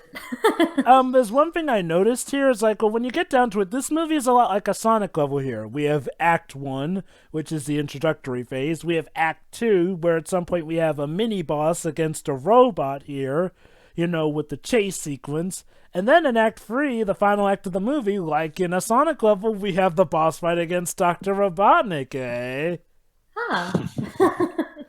This movie, man, it's very well thought out here. So yeah, like I said, so from here on out, we have a bit of a buddy cop road trip film. Now, at first, the film suggests, oh, maybe Sonic could just go there on his own since he's incredibly fast. Here's the problem. Sonic does not exactly know the topography of the United States of America that well. He's not like Sonic X Sonic, where he's literally, he literally runs around the world for fun. It's like, no, he's too scared to, have to move away again. He kind of just sticks around Green Hills. And it does explain some, the question that a lot of people would have on their mind. Say, wait a minute, why can't he just run to where he needs to go? He tries that, and then he runs right into the Pacific. For as fast as he can run, he doesn't know where he's going. And I know what some people may be thinking. Why doesn't he get a map? Well, let's think about it right now. If this was your first time traveling, just looking at a map might not be the best thing. Heck, especially in America of all places, it's a lot bigger than you think. Yeah, trust me. And for those who think, oh, just reading a map is easy, trust me, try reading a map while he's at his speed. And some people could say, oh, use a GPS. Yeah, I don't think a GPS is going to be able to keep up with his level of speed, mind you. I mean, a map would break. I mean, I'm surprised the turtle didn't break, honestly. So yeah, I gotta give this movie props here. They actually think of legit reasons for problems that need to be solved without making Sonic just an OP guy who can go, oh, whoop, I'll just solve it with my supersonic speed here. So, of course, is traditional of a buddy cop road trip film, like in the SpongeBob SquarePants film, we have a scene at a tough bar fight here and there. Well, a tough bar place here and there. Let's call it Salty Spittoon Sonic Edition, whatever. we have a little funny scene here and there, and basically Sonic gets introduced to the concept of a bucket list. Being the ever so quirky Ariel-like Disney princess that he is, he's not exactly sure what a bucket list is supposed to be. So Tom, by the end of the movie, I'm pretty sure he still isn't quite sure of what it is. yeah. So yeah, Sonic dresses up in a very weird shirt and cowboy hat here. Believe it or not, there's actually concept art that showed what he was going to look like in the original design with the whole disguise and everything. And he looks like a mini teenager in it, complete with blue hands and everything. It was, let's just say it didn't look as cute as this. But yeah, in this bar scene, we get a lot of fun interaction between him and Tom, which helps, the whole interaction between the two, which helps the film in general. Then we have a bar fight scene, and let me tell you, this is where Sonic pretty much goes full-out Quicksilver-like, and does that thing where he moves so fast that time to him is moving so slowly. I love scenes like that, especially a certain scene in the third act here and there. Basically, him and Tom escape, and they consider it a job well done, of fun and everything. So, for more bonding time, they stop at a hotel here, and Sonic does all this multiple stuff here. Again, we get that cute little scene of him teetering on the edge here and there. And I can't believe I'm gonna say this, they actually made a fart joke that did not end in cringe, believe it or not. I know, it's very rare, and as somebody who you guys know hates fart jokes, aside from a select few, I didn't mind this one. Yeah. There was context to it in the movie. I know, there's actual context to it, and one that I could actually understand. And there was an adorable scene where Tom tucks Sonic in bed, puts him to sleep. It was adorable. And just to remind you that there are stakes, it turns out that Dr. Robotnik has made it that Tom is now a wanted man of the state, supposedly a terrorist, harboring a fugitive from the law. That's nice. So, yeah, so following that, we get a nice scene of Dr. Robotnik, along with his agent Stone here and there. And they actually did an interesting scene here where he dances, but there's context to it. Also, fun fact, on his multiple playlists here and there, one of them had Crush 40. Was there anything else in that scene? Because I could... There's your Crush 40 reference. Oh, well, Shiroy, on his electric piano, he also has the term badniks included. Oh, that scene had a lot of flashing lights. So. Oh, let's also not forget the fact that he drives around in a giant black truck akin to the gun truck here and there. Yeah, references ahoy here. Basically, the dance sequence is him experimenting with one of Sonic's quills that he left behind at Tom's house here and there. And actually does a good job of showing how he works, per se. To the point where he gets stumbled upon by Stone, and we get that ever so funny latte joke about how he loves the way that Stone makes them. For the sake of your ears, I won't replicate his screaming. So basically he's gearing up and getting ready to take the fight to Sonic and Tom, which brings us to the second act here and there, on the road trip here. Now, of course, Sonic is a bit disappointed when Tom mentions how he is leaving Green Hill Zone. This ties into Sonic's own arc of having to deal with stuff like abandonment or being all on his own here. He sees Tom leaving the rather small town of Green Hills for the bigger town of San Francisco as him just abandoning him. And definitely a sense of progression here and there. Normally, I don't like these sort of scenes where the hero is blatantly mad at somebody or somebody's mad at the hero, but here, it actually worked in the situation here. And just in time for them to be chased by, as I like to call it, the Act 2 mini-boss fight. Like I said, like in a Sonic game, they're chased by a giant automaton made by Dr. Robotnik here. However, this one actually adds into why Sonic will eventually call him the Eggman. See, like one of those Russian dolls here, this one has certain phases here. Like, Sonic actually takes out the car of it, to the point where Tom has to ask, "How are you not dead? I have no idea!" He does the iconic spin dash here and there. Then they deal with that, but then a smaller car comes out and tries to laser the truck again, so they deal with that. Well, Tom deals with this one while he has Sonic, of all people, drive. Oh, can I talk about how it's amazing that they let Sonic drive not once, but twice in this movie? Yep. He's learning at it. So they deal with that smaller car. But then there's another one they have to deal with, and this one is literally egg-shaped, and it's so cute here and there. But it lasers off the roof of Tom's truck, and it starts to latch on to Sonic, who, it may blow up. So, of course, they take it to a river by and get it off and latch it onto a rock. So they think it's all done, but then, whoopsie, the rock blows up behind Sonic. And mind you, Sonic doesn't have his rings, and it looks like he's dead.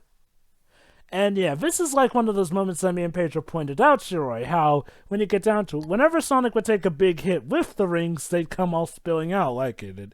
In this scene, he doesn't have the rings, and now it looks like he's done for. Yeah, pretty much. I didn't even, consider it like that because, the rings don't have their usual function, but they still manage to reference their typical function, and that's really cool. Yep. Thank goodness Tom's married to a veterinarian because it looks like Sonic may be out for the count. So he races over to San Francisco where his wife is with her sister and her niece, JoJo, who's ever so the cute little actress here and there. Basically, Maddie's sister has any reaction you would probably have at seeing a quote-unquote hedgehog dead in Tom's arms. She promptly faints. Of course, they tie her up to make sure she doesn't cause them any more trouble. Anyway, Maddie helps revive Sonic with some smelling salts here and there. Guess it makes sense that his physiology is more akin to a human's. I actually love how they have Maddie pointing out that this isn't exactly in her normal pay grade of veterinarian skills here and there, given that Sonic is, well, Sonic. He's not an animal, shall we say. Oh yeah, that's right. They also mentioned how Sonic has developed a liking for chili dogs, too, in this movie, too.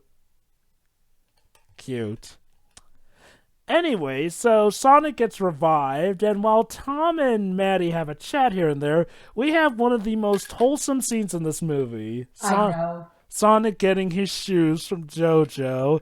So his feet don't hurt. I'll admit, I kind of welled up at that scene. It was so feels-goodsy. And this is where I bring up again. How much more worse would this movie have been if they still stuck with the original Sonic design? Because here's the thing. From what the trailer showed us, we thought this was just going to be your generic movie. But no, it looks like they actually had a legit good plot here. Just a legit good plot that was not reflected well by the trailers here. But even with that good writing, how much ruin do you think this would have been with that original Sonic design? Like, imagine that scene where Sonic gets his shoes, but he looks like, well, how he did before. When you talk about Java, clearly it would have been amazing. What do you think, Shiroi?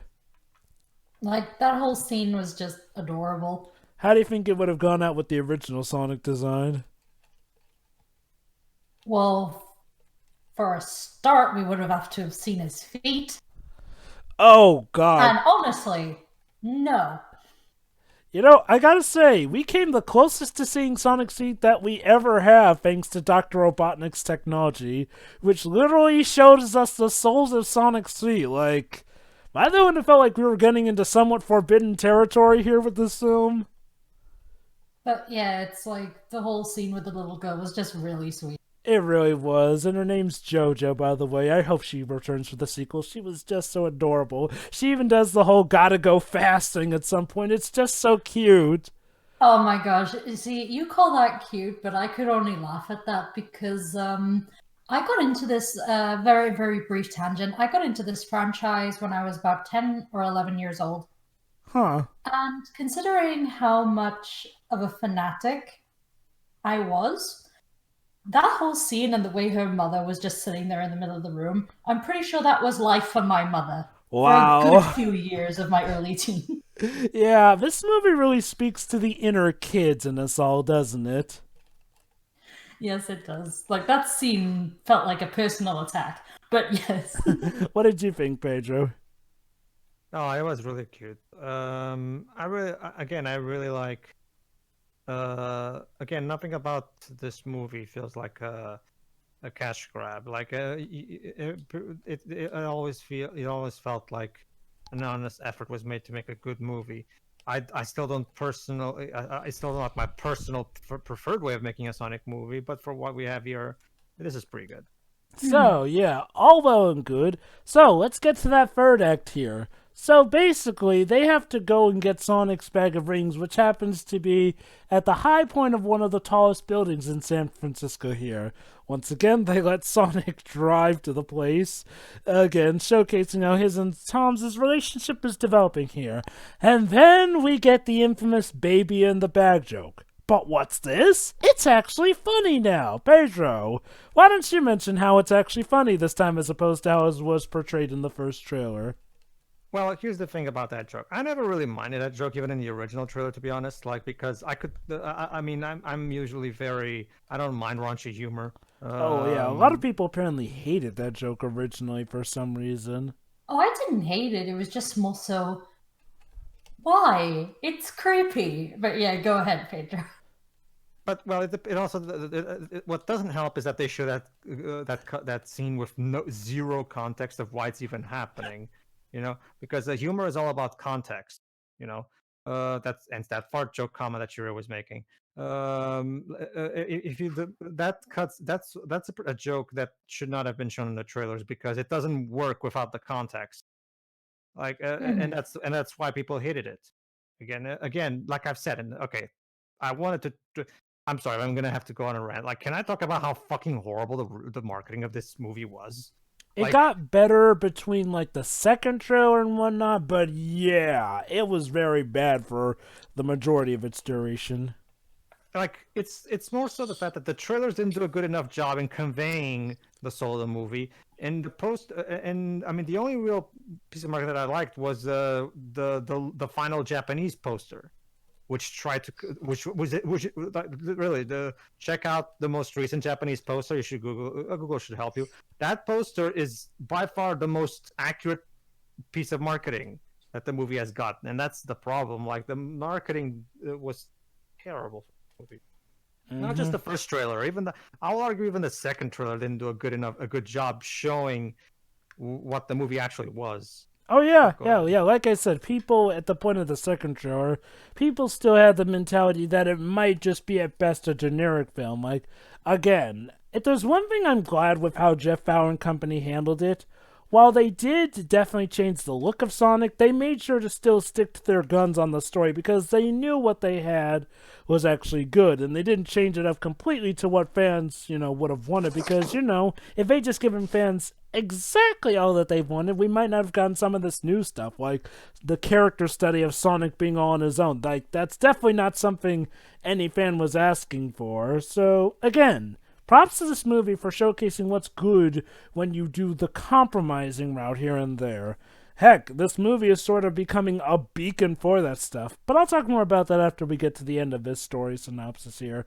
So yeah, funny joke here and there. So, they arrive at the top of the building. It seems all is well and all's going to end well, right? Right? Well, before we do that, I had to burp for a bit. You know about the bit where they go to the top of the building in San Francisco? Yeah. Before we were talking about how wholesome the scene where Sonic receives his shoes from JoJo was and how cute that was. Did you guys address the whole... Did you guys address the little issue, at least the one I had? Why can't Sonic just run up the building? Oh, that. Well, he hasn't exactly mastered... He tried, don't you remember? He did try. Yeah, he tried, but the problem is that it was the way the building was made. It was unclimbable. Yeah. No. It was a locked door, I think, that you needed. Yeah. Then just run up the outside of it. He tried that, but it wasn't a good angle for him in the sense that I didn't see that scene. I think it's more so he doesn't have that control of his speed over. Like, he can definitely run down a building well, but I don't think he's mastered to the point where he can run up a building well either. Whatever, that's just a minor logic hold. It doesn't matter. Either way, though, they get to the top, but uh-oh, here comes Dr. Robotnik in, as he puts it, a tactically designed speed suit here and there, which is nice and red, complete with the goggles and everything, and he's come with a full force of robots here. So, what's Sonic's solution? Kill Donut Lord and Pretzel Lady, of course. Ladies and gentlemen, imagine you said the trailers didn't do a good job representing the movie. Imagine if they put that in the trailers. Sonic the Hedgehog, murderer.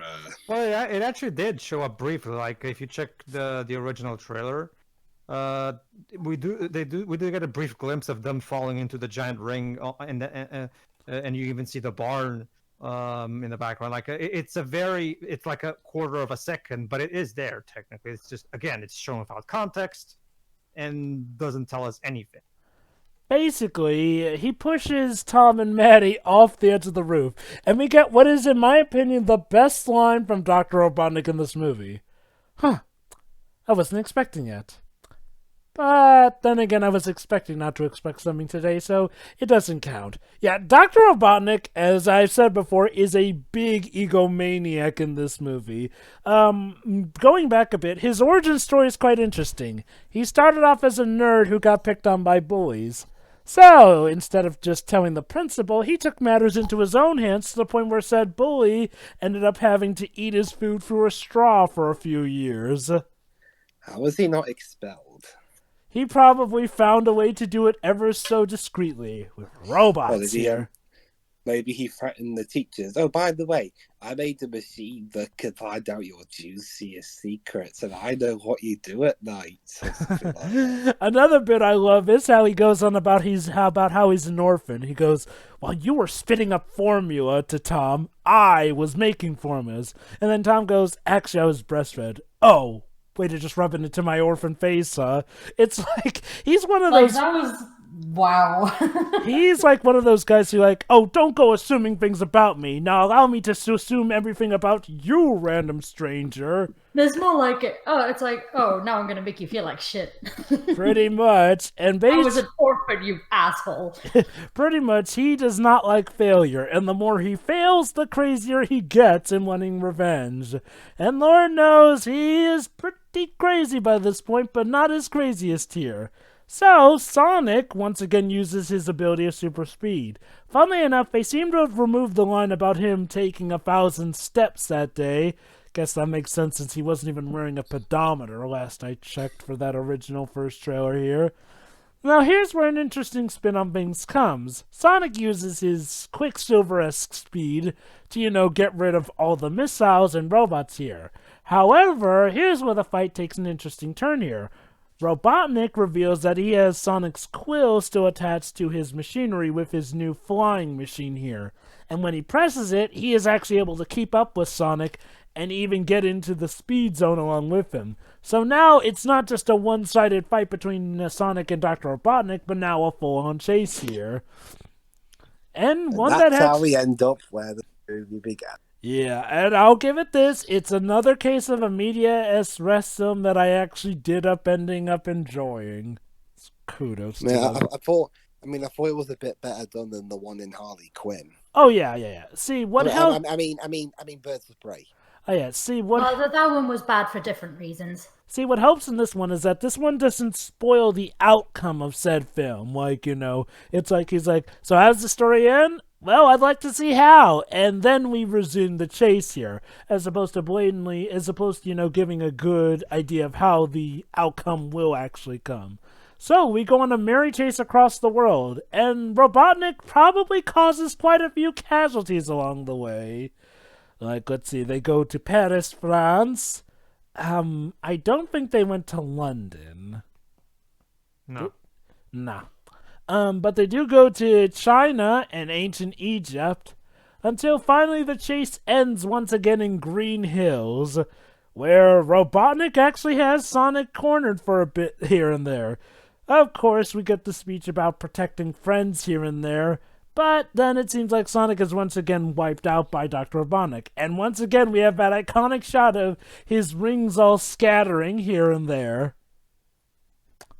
However, here's an interesting thing. The citizens of Green Hills come to his defense and pretty much pull a Spider-Man 1 on us by standing up for him. Even Crazy Carl comes to his defense. So then, It's a good job it wasn't. It was a good job it wasn't the Spider-Man 2 one where all the actors sounded like they were bored when they were saying "Me too" and "me." so basically, Tom helps intercept Dr. Robotnik. Oh, I should probably also point out another funny scene with Dr. Robotnik. There's a lot, but I gotta point this one out. When everyone thinks Sonic is dead, Dr. Robotnik says, I don't mean to intrude, but I think we should get the body into a box of ice, to preserve the matter here. And I'm like, dude, wow. Yeah, he's ready to dissect the poor guy. Like, that's Dr. Robotnik in a nutshell. Or an That's one of the things I eggshell. also really appreciate about this movie, because while it is true that Robotnik is always supposed to be to have a comedic side to him, one thing that I didn't particularly care about the Orbot Cubot era of Eggman is how the robots themselves make fun of Eggman, which just again they go a bit overboard with the that silly Eggman thing. Whereas in this one, Eggman feels a lot more like a threat than he has in recent games. Oh, yeah. Force is excluded, to be fair. He feels more like the early 2000s era Eggman / Robotnik. Yeah, basically, and that's kind of my preferred Eggman. So I'm glad that they didn't use Jim Carrey as an excuse to just have everything involving the character be a joke. So Oh, yeah, they remembered to have the character be a threat, and a rather intimidating one, too. Like, that's Jim Carrey's power for you. He can be intimidating 1 second, comedic the next, or both at the same time. Take your pick. Oh no, sure. Jim Carrey is an amazing actor. He can do anything from extreme comedy to heavy drama. Oh, yeah, like I said, remember The Cable problem is Guy? people don't know sorry, not really a problem, more like a shame that people don't really realize he can do the latter. Mm-hmm. Have you ever seen Eternal Sunshine of the Spotless Mind? No. That's the best. No. That's his best movie that he's been in. Well, I okay, am aware it's either of that. It's either that or the Truman Show. I guess. Go ahead. Sorry. Yeah. Oh, no, it's fine. But yeah, so Tom intercepts and gets a hit on Dr. Robotnik before he can get the jump on them, giving Sonic the time to recover. And basically, Sonic has managed to get... I lost count of how many hits he made onto Dr. Robotnik's ship, but he made quite a few hits.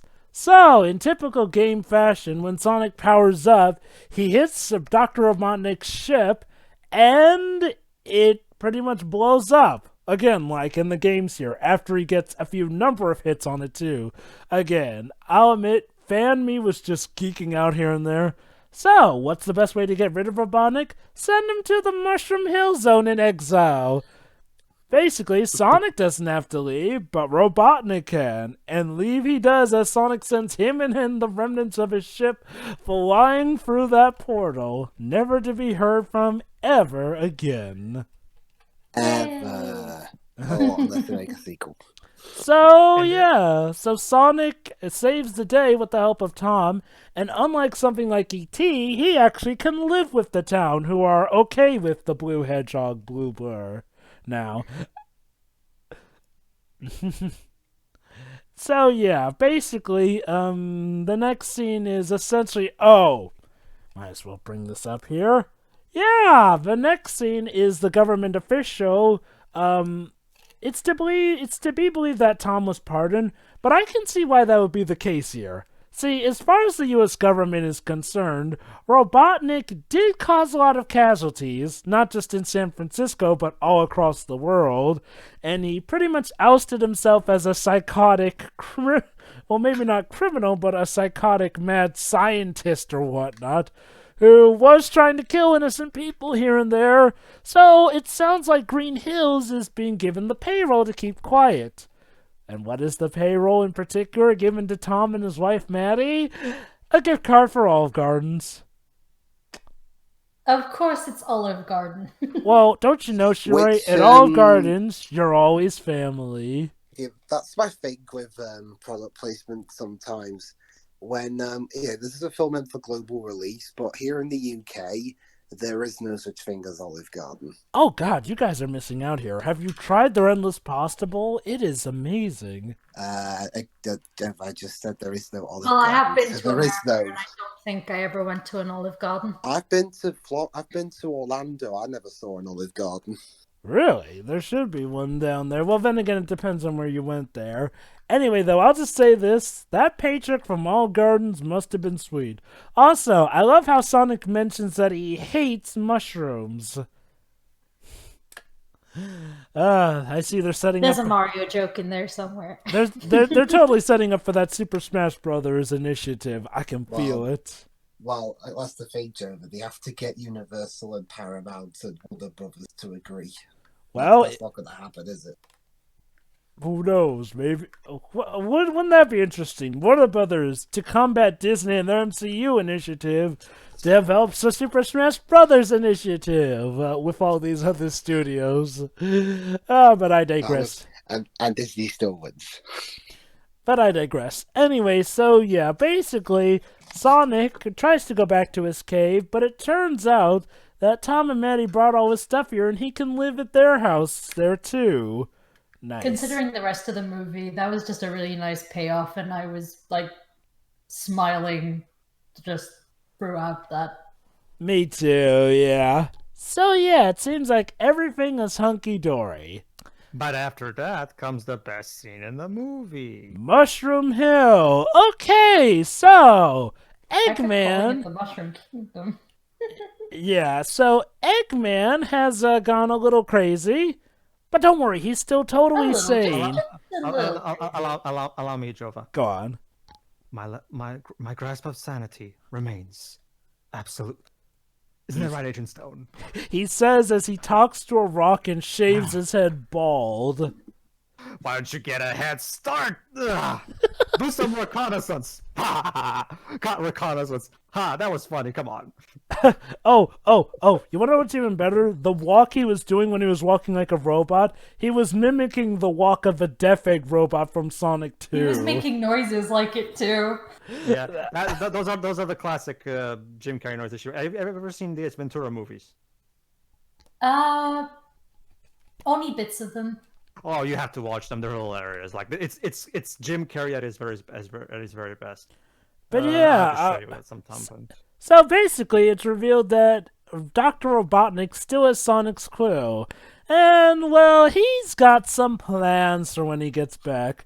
Also, it seems like he's putting on a bit of weight. I guess that sort of happens when the only thing to eat in the entire place is mystical-looking mushrooms. And he's grown quite the mustache. Oh, yeah. It is an excellent mustache. Let me say this, in terms of video game appearances, they definitely nailed him down pat. He's even gaining weight and everything. But Also, Shirai, way to ignore my pun. but Shirai, did you know that his mustache is fake? How dare you? It was a deleted quote from Sonic Adventure 2 with Chow's hints and that. Oh, okay. I haven't seen all of them. Deleted for a good reason. You were going to say something, Pedro? No. Well, no, never mind. Keep going. Oh, yeah. So that, I'll admit, once again, the crowd got quite a bit of applause from that. Jim Carrey was just beautiful. But not as much of applause as in the mid-credit sequence. Okay, let's talk about the big crowd pleaser here. So, in the middle of the credits here, another portal opens. And who comes out? Chow.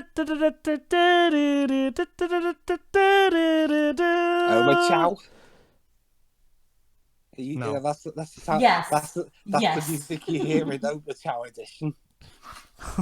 Oh, Oh no. Or Omochao Sonic 2 edition? You mean oh no? Oh no. Oh no. No. It's Miles Tails Prower here. And he's here on Colin Verard. Yeah, So, amazingly enough. I have a theory that the reason they brought in Tails' voice actress was, because it was just a short scene, and maybe for a sequel they'll get a new actress, or maybe they'll just keep her around. Who knows? Sorry, no. And now that you've had her voice the character there, you need to keep her. Yeah, honestly, I can... Unless she's unavailable. Okay, and honestly, I think I can see another reason why. See, with Ben Schwartz voicing Sonic, from what we understand, that was kind of an unexpected thing. Like, he kind of just came in for, like, a test voicing, but they did like him. And I can sort of see why. Roger Craig Smith handles Sonic well, but he's more of an adultish sort of Sonic, whereas the Sonic in this movie is more teenager Sonic going through puberty here. Whereas Tails in this movie feels a lot like Tails from the games, when he's written well anyway. And I gotta say, I first did not recognize Colleen's voice acting, but she sounds absolutely wonderful in this movie. But as was pre-mentioned, this got pretty much a standing ovation from audience. Kids, adults, teenagers, people of all ages recognize the character, and oh boy does he look and act awesome here. He's on a mission to find him. He doesn't say who him is, but I think we all know who that is. It begs the question, though, like, if Sonic doesn't have friends in this continuity, then how does Tails know Sonic in the first place? That's what I'm curious about also. Yeah, there's a lot of speculation going around. One of the biggest, most popular theories is that he was also raised by Longclaw, who may have survived the attack against the Echidnas, so there's that possibility. And the theory is that at the point of when he's escaping, Dr. Robotnik is taking over Sonic's homeworld, let's call it Mobius, and Tails is off to find him to get help and this and that. Either way, though... See, my theory was... Sorry. Oh, no, go on. Now, my theory was only slightly different to that because, you know, despite what Longclaw kept saying to Sonic, you know, he was going out and about and all that. I'm wondering if... Because, you know, there's going to be... There's clearly more animals like Sonic in his original home world, so maybe he met a couple of others and they just kind of hang out together. Could be. You know, in secret as sort of... Not fugitives. I can't think of the right word for it, but you know what I mean, right? Partners in crime? Kinda, because they're both a bit different compared to everyone else in the world, it seems. So yeah, there could be, you know, a handful like them. True. Yeah, true. And I'm actually wondering if it may be something akin to... Maybe it's more so the fact that he's heard about how his has a tremendous power, and it's why Longclaw had to protect him. And now that the world is under attack, he knows that only his powers can save everybody. Maybe yeah. And and maybe he also will have that thing where he also kind of, you know, wishes to meet him because, you know, because of his stories, but he hasn't actually seen him personally. Like, maybe they're going to try to do like this middle thing between New Thing and him being like, he's more interested in Sonic because of what he's heard about, not because of what he's seen, unlike with the game canon. Can I talk also about how awesome it was that they gave him his speed from Adventure 1? Like, he can go not as fast as Sonic, but pretty fast with his tails. He's even got his own slipstream and everything with how he zooms off on like that. So yeah, guys, what was your reaction to Tails showing up? I already knew because when the preview screen started to put up, someone already put the clip on YouTube, so I actually saw it. Okay. I went to see the movie. Okay, what was like I your... already knew too. So. Okay, so what? Okay. I didn't know. Okay, better question then. What was your reaction to when you first saw it, respectively, like at all? I cheered. I was really okay. So Tails is in the movie. Okay, this is most likely a post-credit scene, and it was. I'm glad to hear you cheered, Shiroy. I mean, how no? I sure as heck did. Well, Tails is my favorite character, actually, in terms of the you know, the most common characters that appear in this franchise. But yeah, I wasn't like I said, I did cheer a bit, but I wasn't entirely surprised because remember when they dropped the theme song for the movie?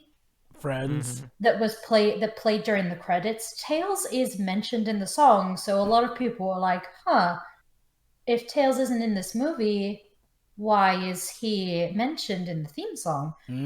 So yeah, it was kind of a given by the end of it, but it was still great to see. What did you think, Dwibs? I was, I mean, I already saw it, but it was nice to see.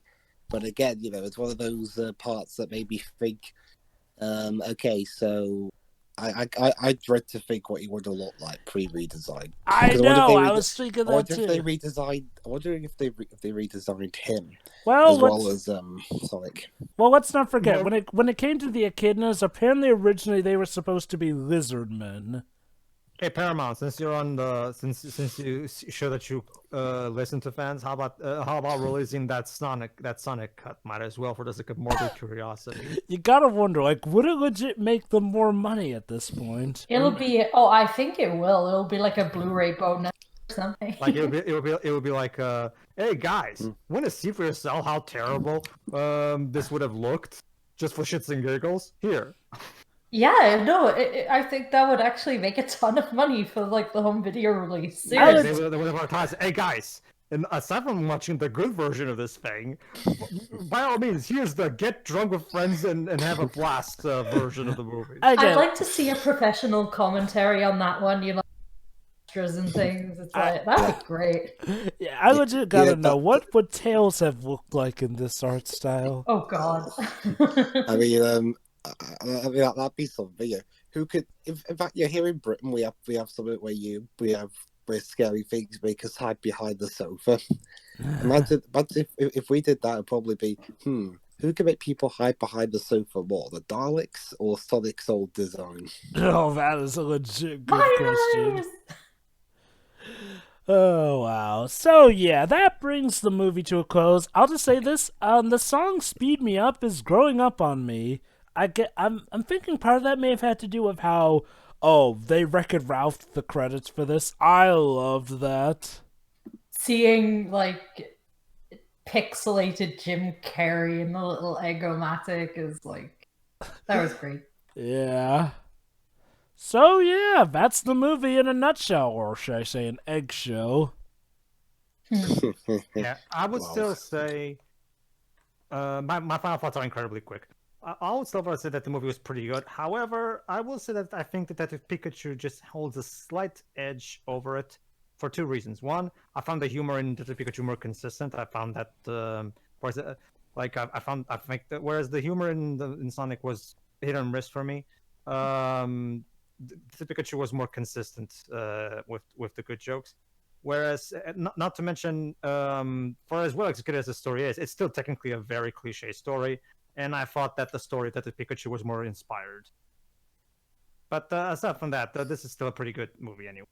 For me, I'd say I actually like it better than Detective Pikachu, in the sense that I liked the acts of this movie way better, and I really didn't like how Detective Pikachu stooped to that whole, hey, the two main leads gotta split up because they have this bad misunderstanding here and there that lasts pretty much until the third act. Well, actually, it's not a misunderstanding. It's just Pikachu who thinks he misunderstands the fact that misunderstanding, pretty much right there. Yeah, but it's not a misunderstanding between the two of them. It's more so the fact that Pikachu sees an incomplete flashback and gets a wrong interpretation of it, and he decides to separate just to make sure he doesn't hurt anybody. Also, to be fair, that scene wraps up very quickly. You talk about Detective Pikachu, Shuri? Yeah. It doesn't last very long at all compared to other movies. So, I'm okay with that scene, honestly. I just didn't really care for it in the whole grand scheme of things. And I will say this, that in terms of climaxes, I definitely preferred Sonic's climax just a little bit more. I mean, there's still two very good movies. I just ended up enjoying the Sonic the Hedgehog one better here. I guess I also like the comedy better overall. I mean, Jim Carrey. Oh boy, Jim Carrey did a good job here, but even Ben Schwartz and James Marsden helped out with a lot of scenes here and there too. I will say this though, I hope that between Detective Pikachu and the Sonic the Hedgehog movie, that these two open up a new era for, Hollywood adaptations of video game movies here and there. Adaptations that are, good by remembering, hey, we got a source material, let's try adhering to it to at least some proper level here and there. And showing that, yes, when you actually put effort into them, they'll make money. Heck, part of the reason this movie's been making more money than people expected was because a lot of people are supporting it, not just for being a legit good movie, but for being a legit good movie that actually listened to fan reception here, to a reasonable position here. Yeah, because it's like I said, I think I said this to the rest of the guys, but I haven't said it on commentary yet. I mean, if doing, listening to fans and the general public on like little things like, in comparison to other stuff like redesigning the design of a character is one thing, but like a lot of other things in this industry, it could so easily spiral out of control to the point where we might as well just have the general public write stuff and say, screw the artists, they don't know nothing.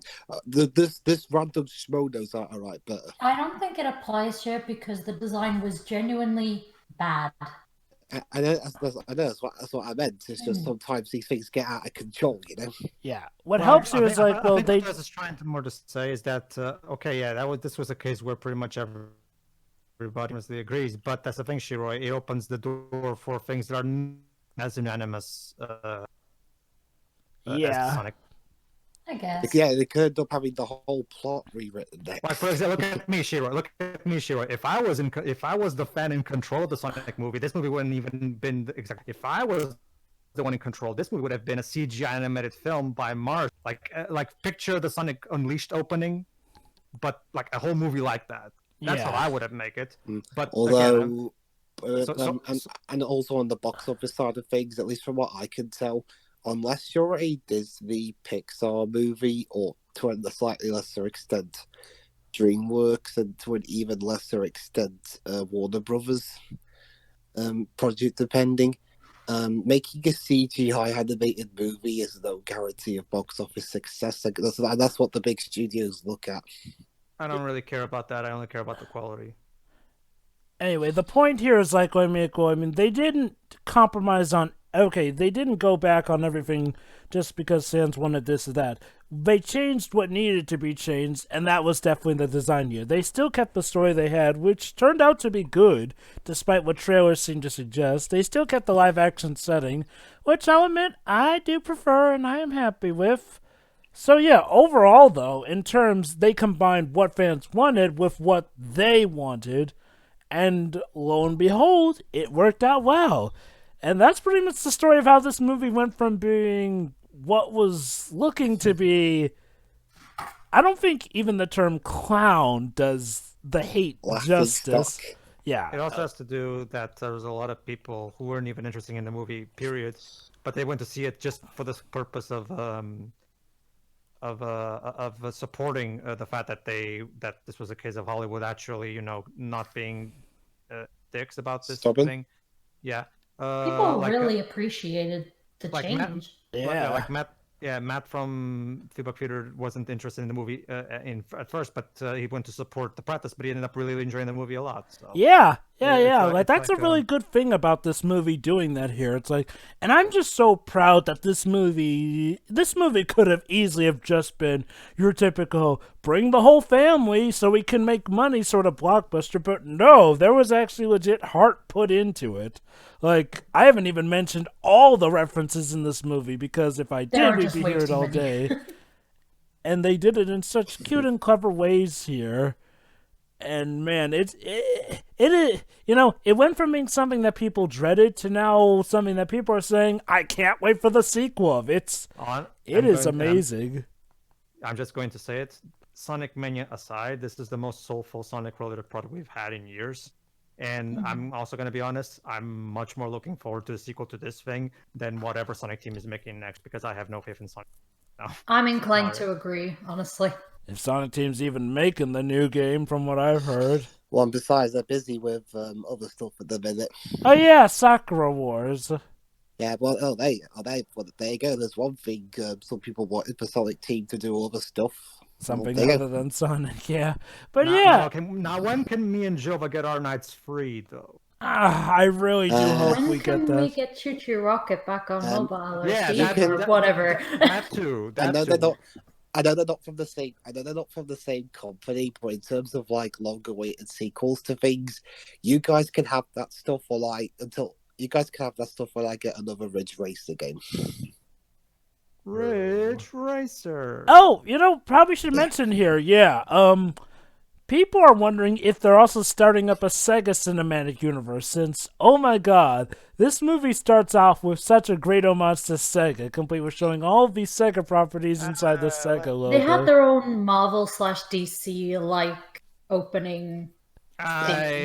Let's not get ahead of ourselves. Let's first see where this goes because yeah. But okay, I mean, if they are gonna start a Sega cinematic universe, I guess the best way is to start with Sonic. Imagine that though, a Nights into Dreams movie. Finally, something to remind the world that Nights into Dreams exists. Jova.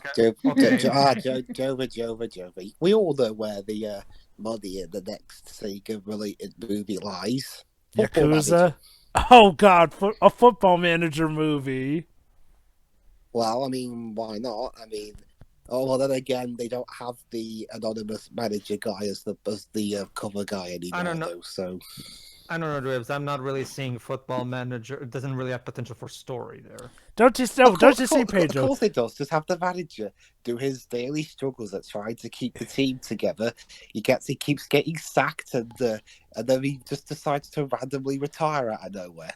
That kind of thing is the thing that works best in a video game, where you're actually involved in the decision making.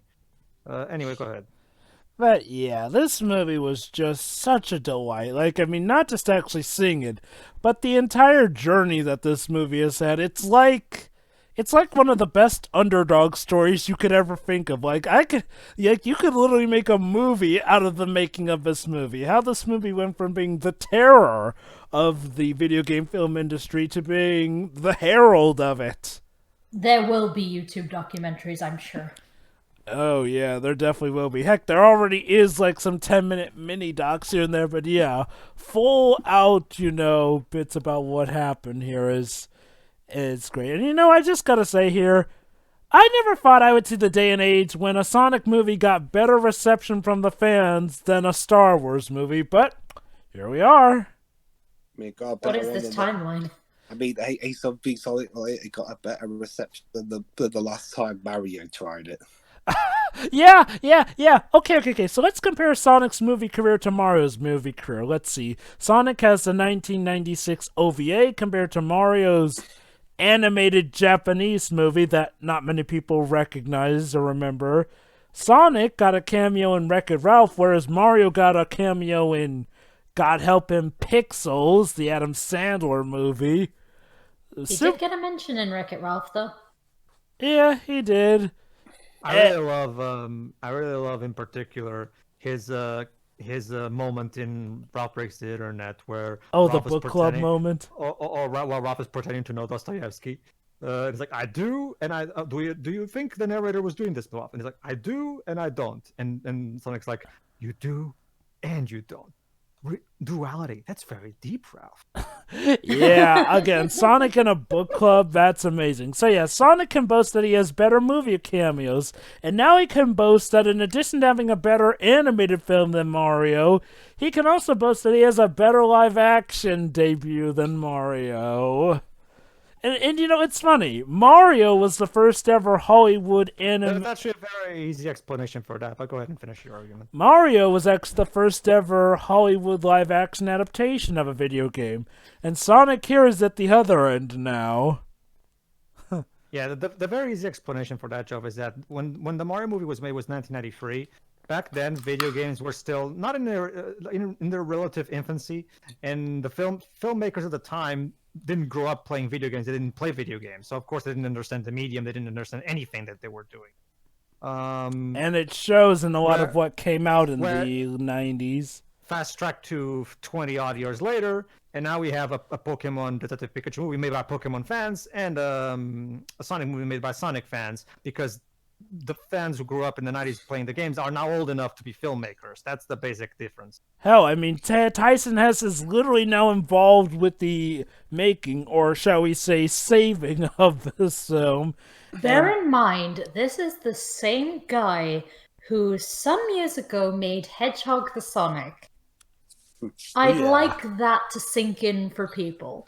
Yep, he went from making Hedgehog the Sonic, one of the most popular fan-made things of Sonic, to working on the comics, to having his own comic, to making Sonic shorts, to animating stuff for Sonic Mania, to making more Sonic shorts, to now being one of the major figureheads helping out with this movie.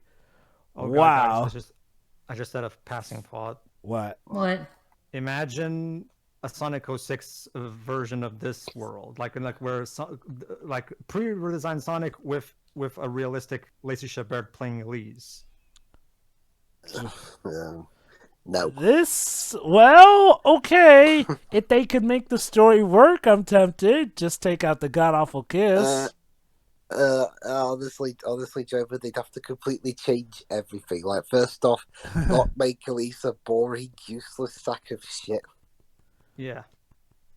Yeah, I'll admit I honestly think she's worse in that one game than Chris is in the whole of Sonic X. Again, she is. That doesn't absolve Chris, but yeah, she is. Again, I cannot stress enough the fact that Elise looks like a grown-up Kyrie, whereas Chris Thorndike looks like a younger Sora. Why do the worst human Sonic characters look like Kingdom Hearts characters? Because Kingdom Hearts. Yeah, I've already gone there. Well, Joe, but it's more so because it's a very typical anime aesthetic. I mean, Nomura is an anime artist or a manga artist, if you prefer. And it's just a typical thing in terms of art styles, really. I mean, right down to the looks, hair colors, the facials, and everything. Jesus Christ. But yeah, back to this movie at hand. Like, okay, guys, why don't you give your thoughts, overall final thoughts? I'll be brief. I thought the movie was perfectly alright. Then again, I think it helps that I watched it the week after I saw Birds of Prey. The Harley Quinn movie with the Birds of Prey in it sometimes. There's my brief thoughts of another movie as well. 2 in 1. Whoopee. But yeah, I mean, at least this one focuses on the title character, and yeah, I think it was a little bit more funnier. Yeah. And I mean, how could you go? How could you go wrong with Jim Carrey unless it's unless it's one of his really, really bad attempts at drama. Yeah. No, that's the thing, though. Jim Carrey is even the bad stuff that Jim Carrey has made it's never because it's never really his fault, because he's a fantastic actor. It's most of the terrible scripts and movies that he made a choice. Like he made some really bad movie choices in general. It's just a problem with the movie more so. But yeah, he also should have gotten a better agent. So what do you think of the journey it took to get to this film being the way it is? It's fine, and I'm grateful that the movie is the way it is. It's not, again, like I said, it's not my preferred way. I would have much preferred something akin to Sonic Unleashed. But again, for what it is, this is still pretty good. And honestly, at this point, considering everything else in the series outside of the comics is kind of a bit iffy right now, I'm at the very least glad that this thing, at the very least, shows this thing actually has balls. So again, since we're comparing Sonic to Mario, at least Jeff Fowler didn't allegedly pour a hot cup of tea down James Marsden's back. Oh God, yeah, and say, "Oh, it's just an extra." Hey, Dwebs, I just thought of something. Considering you absolutely abhor Yoshi in the Mario movie, would you say what would you say if the filmmakers had decided, you know what, we're gonna go and we're gonna fix Yoshi? Would you be okay with that, or would it be a case where you think you're getting a bit too much control? Yoshi's not the main character. But to answer your question, I mean again, if it's just stuff like designs of characters, then that's fair game. I think it's just when it starts getting to writing and it spirals into just being the whole movie getting redesigned at a whim by just the general public. That's when I think it gets a bit out of control. Mm-hmm. To the point where we might as well just fire all directors and writers and say, okay, you know what? Since you guys think you can do better, you do it. It's interesting to say that, Dwebs, because that kind of happened once in France, because this was decades, centuries ago, mind you. Well, not sorry. This was decades ago, mind you. Basically, there was kind of a dark age of French cinema at one point, and French movie critics took it upon themselves to found a new filmmaking to make better films themselves, and they caused a renaissance in French cinema. So it ended up going well in that regard, in terms of the people taking arms and making the movies themselves. So I guess that's a precedent. I mean, well, that's the thing, that they were making their own movies. I meant like just rejigging currently being made movies like this one. I guess. I mean, what's next? Is it gonna be like when we get to the Super Mario Brothers movie from Illumination? They'll be like, oh wait a minute, Mario shouldn't be on an existential crisis. Where's him rescuing Peach all the time? Don't worry, Dwebs. I'm pretty sure Miyamoto himself is gonna be all the control freak for that one. Yeah, I'm still worried though, seeing as how it is Illumination, but maybe they'll turn something good. Yeah, because Miyamoto's a real stickler when it comes to story. We'll have to wait and see, I guess. All right. Anyway, that's me done. Sure, what about you? Well, I had a bit of a different experience to you, Jova, because for a bit of context, I went to see this movie on Monday, and I realized that when we stopped for food before going to the cinema, it was actually half term.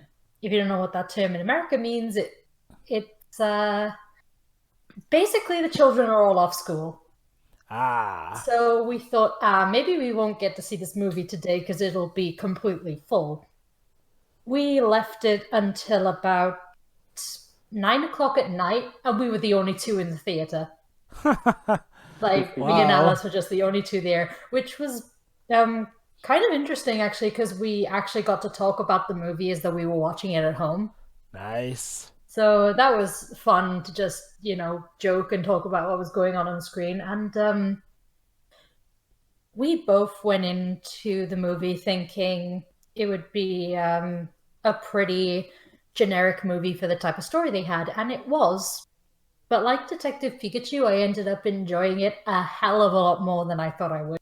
Mm-hmm. Like, not just as a Sonic fan, but as a viewer as well.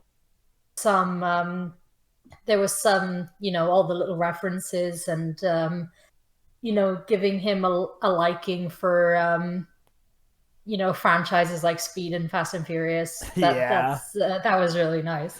A lot of how he literally quotes, "It's all about family, Tom." I know. I think the Fast and Furious reference came from that one of the production companies behind this was, or up until Hobson's Shaw anyway, one of the production companies behind Fast and Furious. Well, they did say that this movie was made by the producers of Fast and Furious. Well, ex-producers now.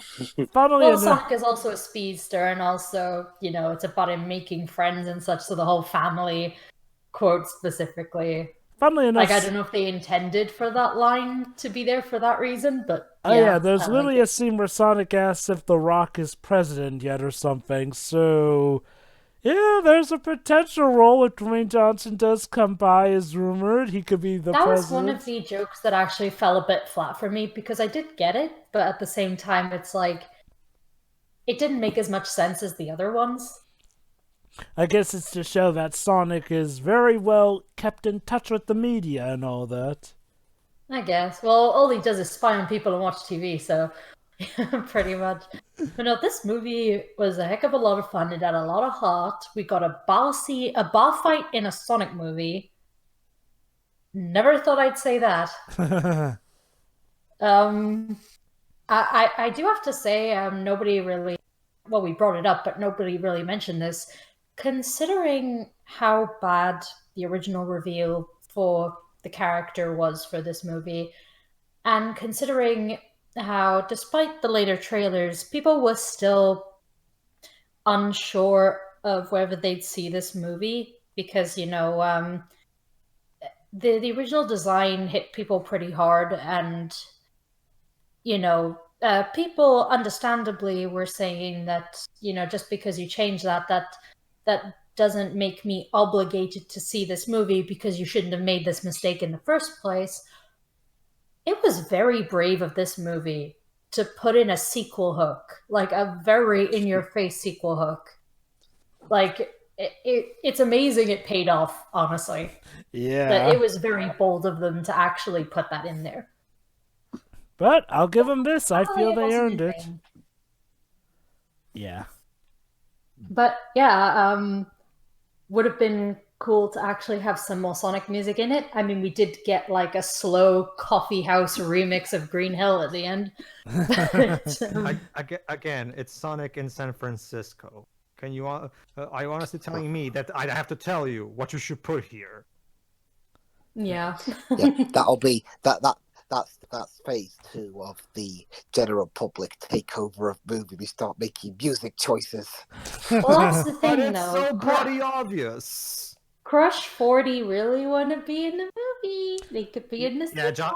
It's funny you mention that, Troy. I mean, like I mentioned before, apparently Eggman does have Crush 40 on his playlist. That I know, but like Johnny really wants Crush 40's music to be in the movie. I wouldn't be surprised if we see a lot of what's requested in the sequel. Like, I mean, if they keep up this trend of trying to be crowd pleasers here, you know? I will definitely love that, if anything, because for some reason the main series refuses to have Crush 40 in there for some reason nowadays.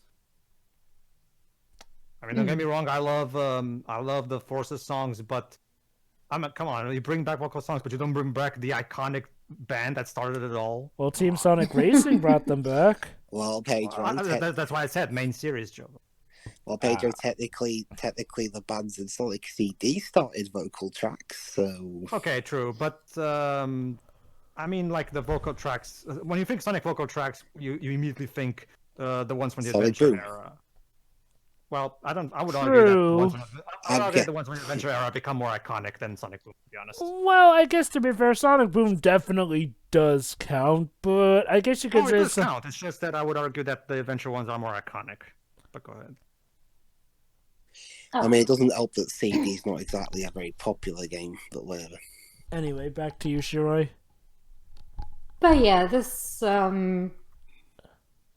movie was just a heck of a lot of fun, honestly.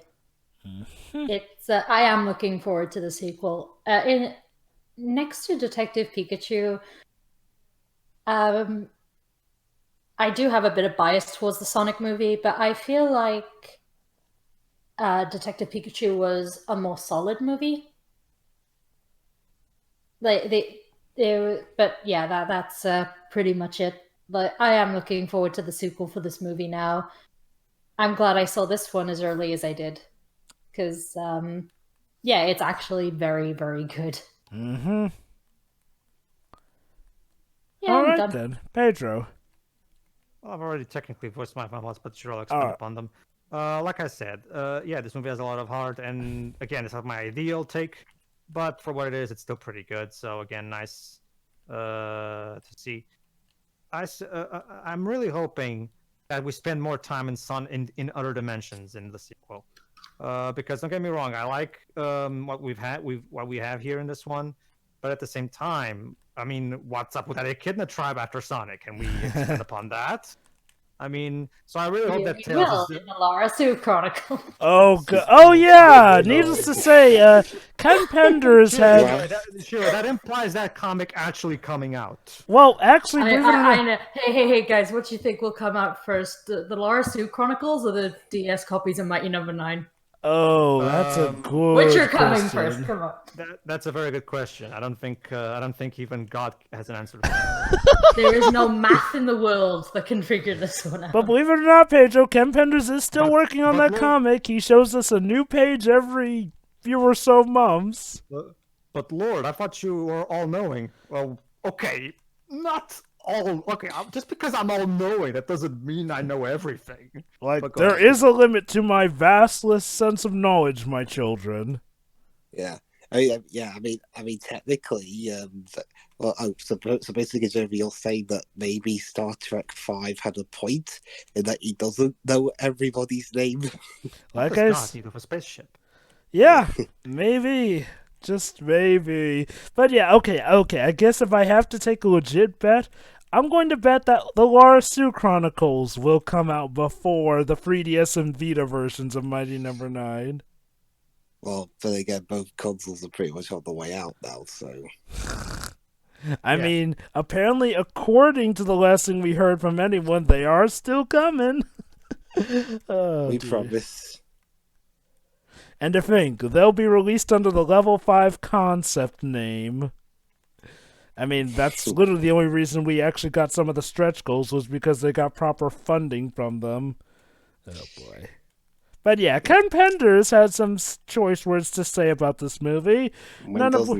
None of which were kind. Basically, he goes on about, oh, well, don't you see, I could have done better. And, oh, I noticed that they don't have Sonic's parents. Maybe it's because I was the one who originally did stuff with them, and Sega are just being spiteful or something. Like, yeah, like he invented the concept of Sonic with parents or whatnot. Indeed. That Laura Sue comic, though, man, it's... Anyway, we can talk about that later. For now, it's just, yeah, the movie is a very good movie. But I'm really, which makes me all the more excited for the sequel because it seems like Tails is really going to bring him back. So, yeah, looking forward to that. Yeah, everything else was pretty solid. I enjoyed pretty much almost everything. The only real thing that I have an issue with is some of the jokes. I thought some of the jokes were just either meh or just didn't work for me. I think that I'm hoping that for the next movie they try to have a bit more character-driven humor rather than have a lot of typical jokes with pop culture references and stuff. But yeah, yeah, for what it is, this is still pretty good movie. All right then, that leaves me here. Folks, what a journey it's been, but I just gotta say this, I am so gosh dang happy that this was legit good. Like, again, I was mentally preparing myself for it to just be an okay film, but no. It didn't just want to be an okay film, it wanted to be a legit damn good film, and oh boy, that it was. Like, I had fun here, and like I said, a lot of the scenes work so well with the new design of Sonic. It's so enlightening to see about where the Hollywood execs will listen in reasonable capacity to what fans want and realize, okay, we really screwed up, let's fix the problem here. And fix the problem they did. It was... And, again, I mean, Jim Carrey, I feel so sorry for ever having doubted Jim Carrey. Jim Carrey went from being someone who, you thought, okay, he'll be funny, but no, he nailed the role of Robotnik and Eggman pretty well. Like, I can't believe I'm going to say this, he understands him. Also, am I the one who noticed that, in the Mushroom Hill Zone, he sounded a lot like Mike Pollock at certain points when he was screaming out like that? Am I the one who heard a bit of Mike Pollock in him? I don't see it. I just hear Jim Carrey, to be honest. Yeah, same. Yeah. I guess I'll be able to point it out when we commented on it, but he sounded like he was delving into Mike Pollock territory. Either way, though, it's just a great homage to how well he nailed the character here and there. Ben Schwartz nailed Sonic pretty well, and like I said, it was interesting to see Sonic given the level of depth we saw in the film. And I loved it. I legit loved it. I laughed. I teared up a bit.